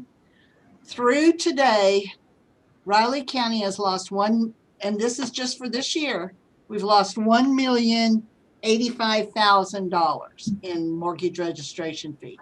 And that would all have stayed in Riley County. It's not a shared revenue. And that is apples to apples. That is taking into consideration the raised recording fees versus the old ones. So it's real numbers. And Deb raises a really good point. As we were told, part of the rationale for that legislation was that any loss is going to be offset by these recording fees. And what she's telling you is that hasn't happened. Nobody, I don't think, on the county side really believed that, but it certainly hasn't played out that way. And that seemed like an innocuous thing to support. But I would just encourage members of the delegation to be aware of how significant taking away something like that from counties could be, because it would be very nice to have in hand as an operating funds in years forward, $1 million more. What's really been kind of frustrating from my point of view is our Register of Deeds has been tracking this from the get-go, from the time that repeal happened, has been very careful to compare whether or not there was any kind of benefit to those higher recording fees and can establish the real dollar impact. Unfortunately, her peers across the state have shown very little enthusiasm for doing that, which I find baffling, but it's a fact. Rich? Yeah, I think it's for the legislature. It's amazing that we had that information in our caucus. We knew what the loss would be, and I didn't support it. I don't believe any Democrats supported that. And that was what year? 2014 was the last, yeah, was when it was. Became effective then? It became effective and it decreased incrementally over the next 4 years. What do you mean? Tell me about that part. Decreased incrementally. The loss. Yes, the mortgage registration fee was reduced by a small percentage every year till it went down to zero for 4 years. Okay. Well, that was a different time, and I would certainly support bringing that back and trying to get that back to you. I think what's important for everyone to understand is that $1,085,000 represents about 1.8 mils to every taxpayer, no matter what income level, and every business in town, no matter what income level, would not be required to pay right now. And that revenue would have been paid by those individuals that could actually afford to make those mortgages. And so that's the thing that never made sense to me on why that was passed. If I, as an individual, can afford to buy a house or a business, I should be the one paying for that fee, those recording fees for a transaction that I am undertaking. But instead, we've simply transferred that expenditure to every other taxpayer, no matter what level they are. And I have a question on that too, Deb. Can you give me a dollar fee amount for a fee? Wasn't it very low, like a few dollars per registration? It was 1/4% of the total. Of the total mortgage amount, yes. Yeah, very small amount per person who is buying a home. It was ridiculous. Thank you. And simply, to further that, the bankers and realtors that asked for this, kind of rushed it through, has absolutely no impact on them whatsoever. But if you put it in perspective, even a small homeowner with a small loan paying 0.0026%, in other words, $100 and some, $200 one time, the rest of their life now, they're going to be paying 1.8 bills of taxes the rest of their life every single year. And so that's where the unfairness came in. And when it went in back in 1920, there have never been any complaints from anybody. Matter of fact, most people that purchased and borrowed money didn't even realize that little minute amount, what that even was. That was all precipitated by two groups and should have never been passed in the first place to abandon it. There's another key part to that too that doesn't get recognized too, is you don't even have to own commercial or residential property to necessarily be affected by this, because here in Manhattan, of course, I don't know what the specific number is, but somewhere in the range of 53 to 56% are investment properties. So in terms of those that rent, those that pay rent are actually paying an equal fair share in this without actually even owning the property as well. And I think that probably doesn't get discussed, but has a large impact on things that happen here locally. Yeah. Deb, Senator Hawk here, I'd be interested if you could, I don't expect you to have it, but how much would our revenue have been with mortgage registration fees in 2020 versus what we take in with the charges that they put in that bill that were to substitute the copying costs, et cetera, the other fees. that went in place of that. I'm guessing if over 6 years, we've lost about $250,000 or $250,000 a year to get up to that 1,885,000. No, Tom, that million is this year. Oh, that's just this year. That's January 1st this year till December, whatever today is, Oh, so the 10th. So we've lost $4 to $6 million worth of revenue over the 6 years. That makes that even more significant. I misunderstood that. Good clarification. So how much do we take in with the fees that they did slightly raise? I think we're at about 600,000 now. And that's the difference. Maybe that's that amount that you were talking about, that 1 point some million, that's taking into consideration the fee that we collected too, isn't it? Yes. Yes. Gotcha. Yes, it is. That's the net. That's what we lost, net. So we would have been taking in about $1.6 million. Yes. 1.7 million in those registration fees. Okay. I'm on a Zoom right now, Travis. Good. At the end of this month, or at the end of November, I'm sorry, we were at 597,000. So we would have been close to 2. Yeah, that's what they told us would be, Riley County would lose about 2 million a year. That was what was on the chart. No, we're just going to lose about $1 million. Our total revenue. No, that's because you have that other fee. They imposed the other fee then. Yes, correct. The other fees made that up. But in the beginning, it looked like about a $2 million a year hit. Yeah. And that's what we were told. And everybody knew that. I don't understand how it got passed. I have no idea. I think it got passed because a lot of counties don't have the residential sales that we have.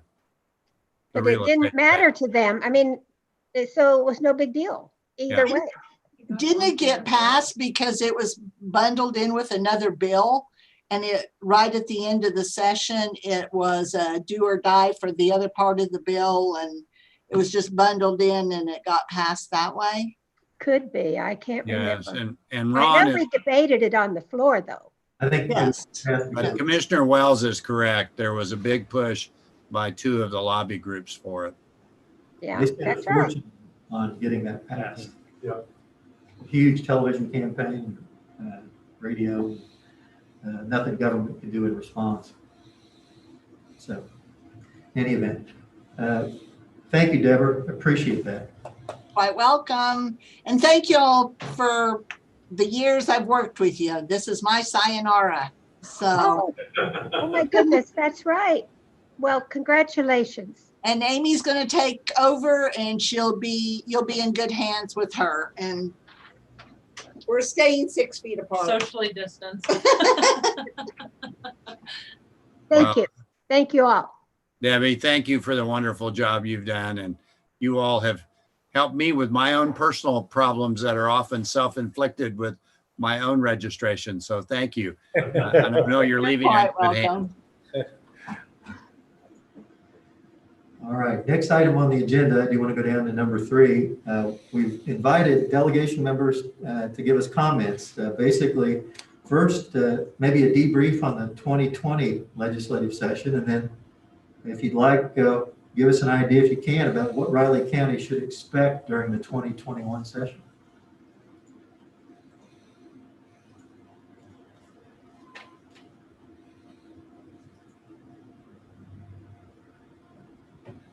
You want to start, Tom? I know you want to say something. Do you want me to start? Why not? Yes, why not? Then everybody can think about what they want to say to either contradict or support. The 2020 session was a pandemic. It along with my New Year's resolution is that I hope I never ever have to think about the year 2020. The only good thing about 2020, I think, was that we got spark money and federal dollars, which apparently, well, it's probably not nearly enough, but we got some money to to get a jump start on our broadband that we really need to work on and expand in our state. We put $60 million into that out of the Spark money, but in my view, the 2020 session was a real surprise that we had to end it as soon as we did. And the good news about the other piece of good news is at least our state revenues did not tank as much as we thought they might. And so the governor's allotments are not going to have to be in the $1 billion or $1.2 billion range, maybe more likely in the $300 or $400 million range. In terms of next session, I don't think we really know. I think because more conservatives were elected both in the primary and the general, it's likely that some of the things that didn't pass in the last session could happen. I'm worried about the potential business tax breaks if our state revenues go down and the decoupling, which in theory doesn't sound like a bad idea, but I think we're still going to get hit hard in terms of revenue in this next session. So I'm likely to be the ranking member again on Ways and Means and making sure our budget is solid and that we don't make the same mistakes that we made in the recession of 2008, 2009, cutting highway, cutting schools, cutting basic state services. And I think that really hurt our recovery. And I'm hoping the vaccine and another stimulus from Congress in the next week or two will keep us in a good position to recover this next year or two.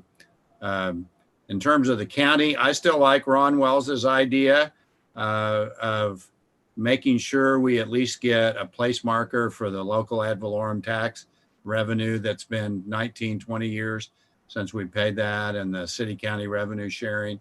The governor put $50 million in her budget last year. My colleagues took that out on the House side. We also have Shiloh's, our county treasurer's, the treasurer fee bill. I hope we get to that. It may raise some revenue a little bit, but it makes it a lot simpler for the people who are registering their vehicles and tags, et cetera.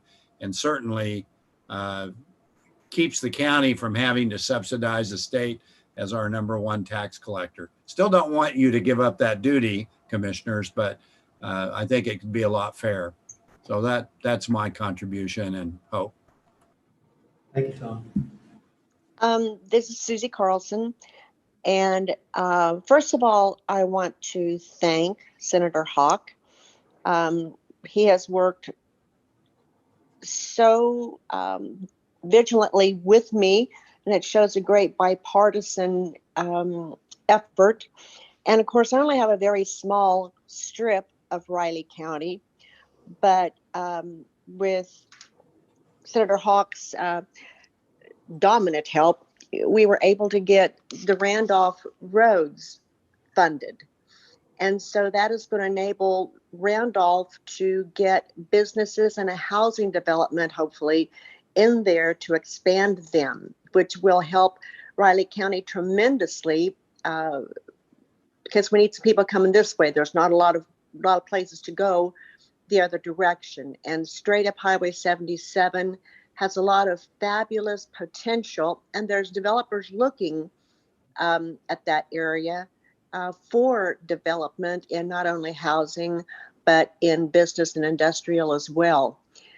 And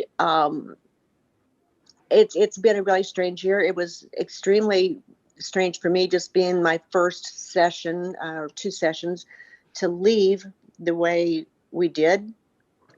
But I think we were all extremely busy when we got back working with our constituents and things like that.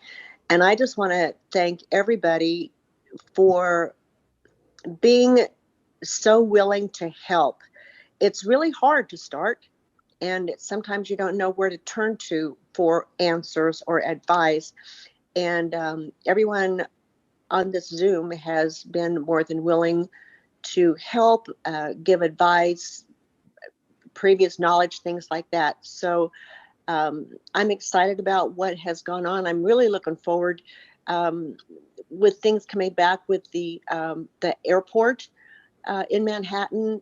This COVID has hit everything so hard, and they've done such a tremendous job that I look forward to seeing what they can do once we're able to travel a lot more free again. And anyway, so thank you all very much, and I look forward to this next session.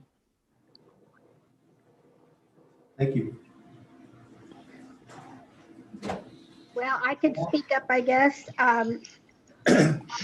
Hopefully back on Appropriations Committee and the Ag Committee and the Ag Budget Committee. That's what I asked for. I have especially enjoyed this year the progress we are making in the Corrections and Juvenile Justice Oversight Committee during the interim.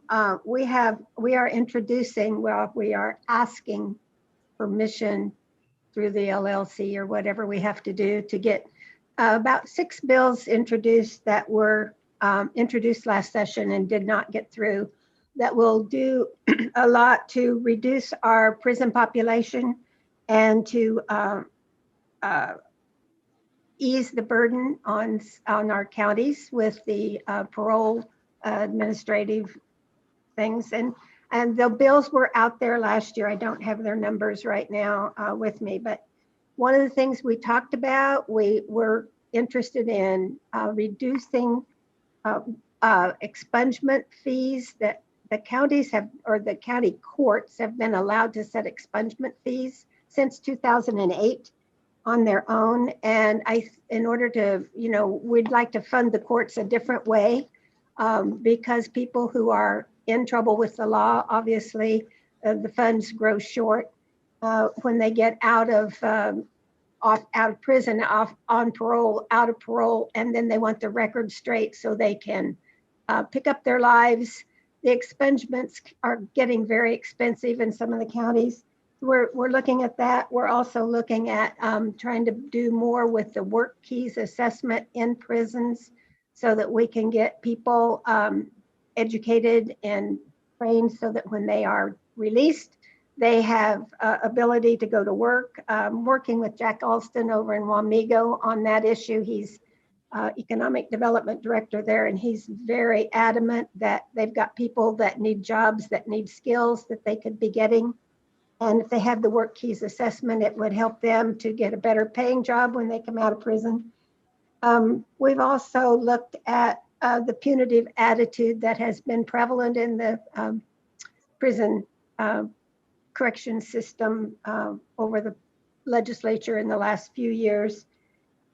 We're looking at the impact on racial justice with some of the legislation that we have passed over the years. And if actually, I was surprised at the report we got on that, but I'm not sure they asked the question I wanted them to ask. But the numbers are not quite as bad as it seemed to be. Maybe there are more arrests and maybe less confinements in the racial impact on some of our bills. I had a bill that was to be heard the last day of the session. As it turns out, it was the last day of the session. It was coming to my committee. And of course, we weren't there. So I was very sad about that because it is the last piece of the False Claims Against the State Act. I've been working with the Attorney General for years and with the HHS in Washington to get it worded just exactly right. And then things change and we have to rewrite the bill. But we're trying to get a piece into that legislation that was recommended by President George W. Bush in '06. And we've been working on it all these years. It would allow a private attorney to sue on the behalf of the state when there's a false claim and the Attorney General does not want to take it. And believe me, it's not been easy to get the Attorney General on board with that part. But I think he is on board with it, and it would help us to the tune of about $100 million of revenue a year. But it's just been delayed because we've had too many pieces to convince others of. So I am just looking forward to it. I think we have our hands full keeping higher education funded. I think it's going to be a concern, and it would make a real problem for K-State and for this community if we can't have to do any cutting there, and I'm certainly hoping we do not. There's already been articles in the paper about it, or I wouldn't bring it up, but it's a concern. So I'll be doing my job for K-State and for this county. Thank you so much for a nice meeting. Good to talk with everybody, and look forward to the coming session.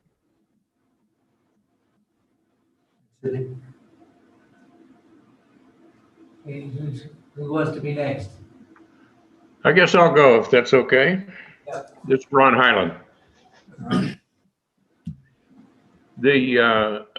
As you know, we just reelected leadership. We do not know what our committee assignments are going to be, our parking spots, our office, and our seat on the floor. So at some point by the end of the month, we will know that, and that will determine where our primary activities go. If I'm back on ag, we have to finish up some of the things we started last session. We did end abruptly. We had bills that are important, and we'll get back on those immediately. So a lot of the energy right now is in the revisor's office having bills rewritten. As you know, every 2 years, the bills are trashed, but nothing ever dies. You go and you just ask it to be revived and change the dates. So that's going on. As far as revenues, I think Tom is exactly right. Once the funds that have been supporting folks, and necessarily so, go away, the sales tax revenue will go down, and we are going to have some delicate situations in revenues coming next, as early as the first quarter next year. We'll see on that. That'll be interesting. And then obviously the one area that will be starting to be talked about in this next session is redistricting. And that will affect maybe not so much the Manhattan area, but the area I live in because of the growth along the Highway 24 corridor. That could end up affecting my district and putting my area even more rural than it is already. Just don't know how that's going to play out. I've looked into the dark store thing. I visited with several appraisers. I went to the revenues office. One of the things that I found out was there is no commercial real estate person on the state payroll. So they are a fee-based appraisal. Also, all the appraisers told me there is no guidance for commercial properties in the system. And I think that's where the weakness is. It's in the Department of Revenue. And if they need funding for a commercial appraiser that the state has more control over, then I think that's where we need to start looking. Changing the law may be necessary, but all the pitfalls that I believe Senator Hawk mentioned earlier are there. And maybe we should look at a less controversial move if we can at this point. Other than that, thank you for the meeting. I appreciate it. Thank you. Thank you, Ron. Mike? Yeah, I don't have too much to add, obviously. Ron kind of laid out what I experienced on Monday and Tuesday up there in Topeka. My interest, as I've told everybody already, is number one, to try to get our businesses locally back on track as quickly as we can. And then secondly, to develop a long-range plan for economic development. And those of you who were on that call with the governor the other day, her budget is coming, and she is a little circumspect simply because she doesn't know what's coming out of this, let's just call it the next 900 billion tranche that's coming out of the federal government. That could have quite an impact on that remaining $250 or $300 million deficit that we kind of see on our doorstep right now. And as everybody said, when you're looking at numbers like that and you see the all the slices of the pie in the government budget, something has to give. And that's a big amount to slice out of. I think, and all of you that's been here for a while can correct me, but when I looked at the charts the other day, we have a budget of about $7 billion in the state. And then there's another 10 billion that comes from the revenue that we send to the federal government and they send back of about $10 billion. Where I think we're a recipient state in that regard, because I think we send 8 billion up and they send 10 billion back. So total budget pie is about $17 billion. So you'd think that 300 million wouldn't be that big a deal, but when you see the way that budget's sliced and the things that are kind of, if you will, guaranteed like they are in the federal government, then you know there's not much latitude. So it's going to be a challenge. Jay, do you have anything?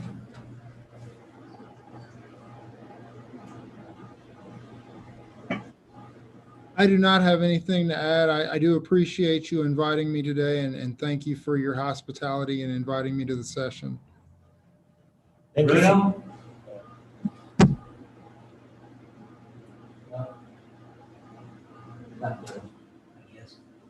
Well, if there's no more comment, I know that the board really appreciates your work, and Mike, I know you'll do a good job up there.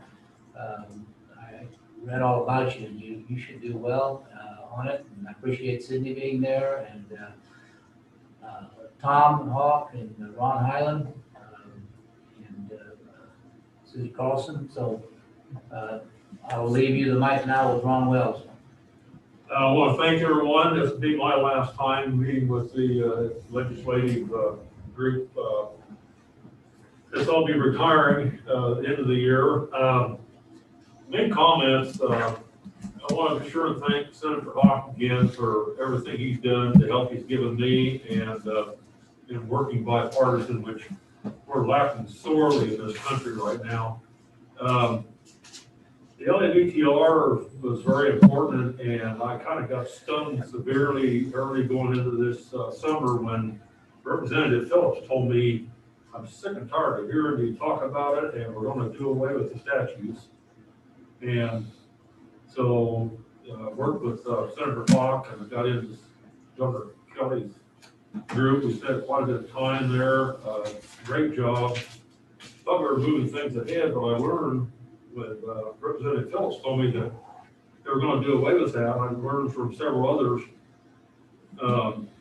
Senator Longbane and Weigel and another group of Republicans were going to do away with those statutes. They're going to try to, and it was pretty widely known when I visited with people in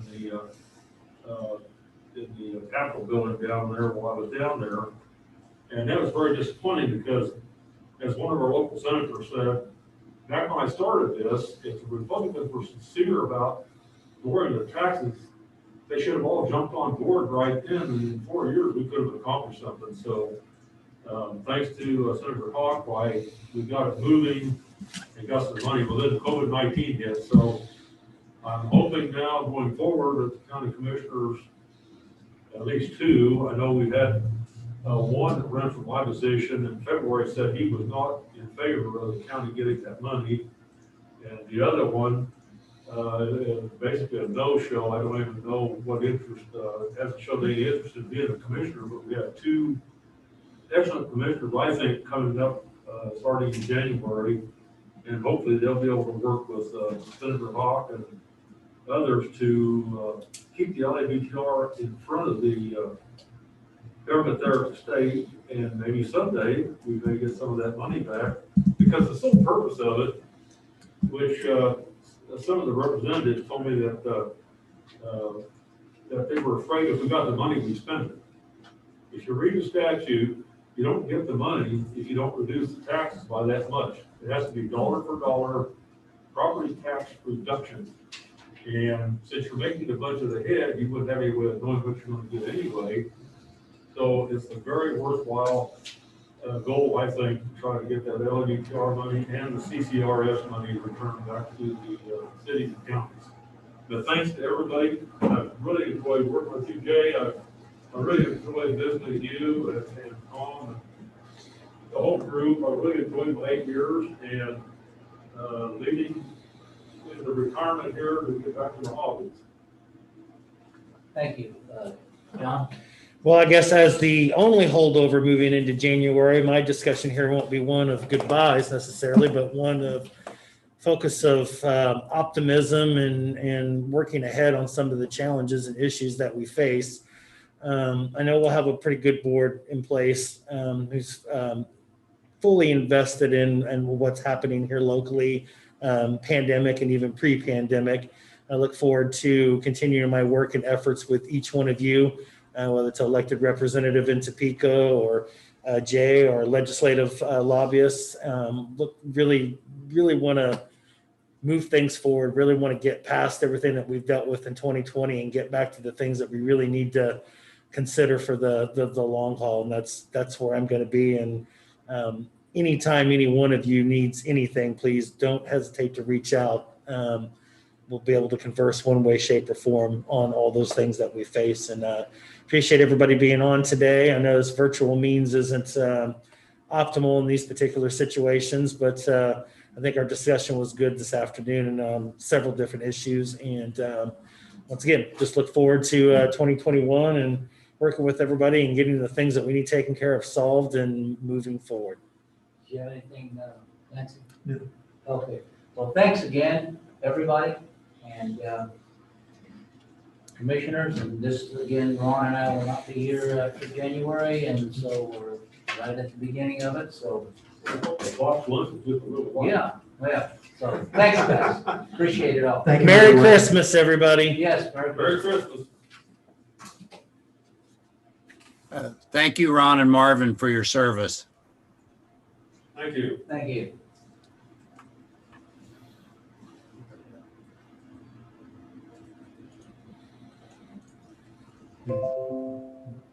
Well, Did you make a motion to adjourn? We did made a earlier. motion to adjourn. Yeah. Hey, Tom Bruno, I want you to send me your picture of the Capitol. I really like yours.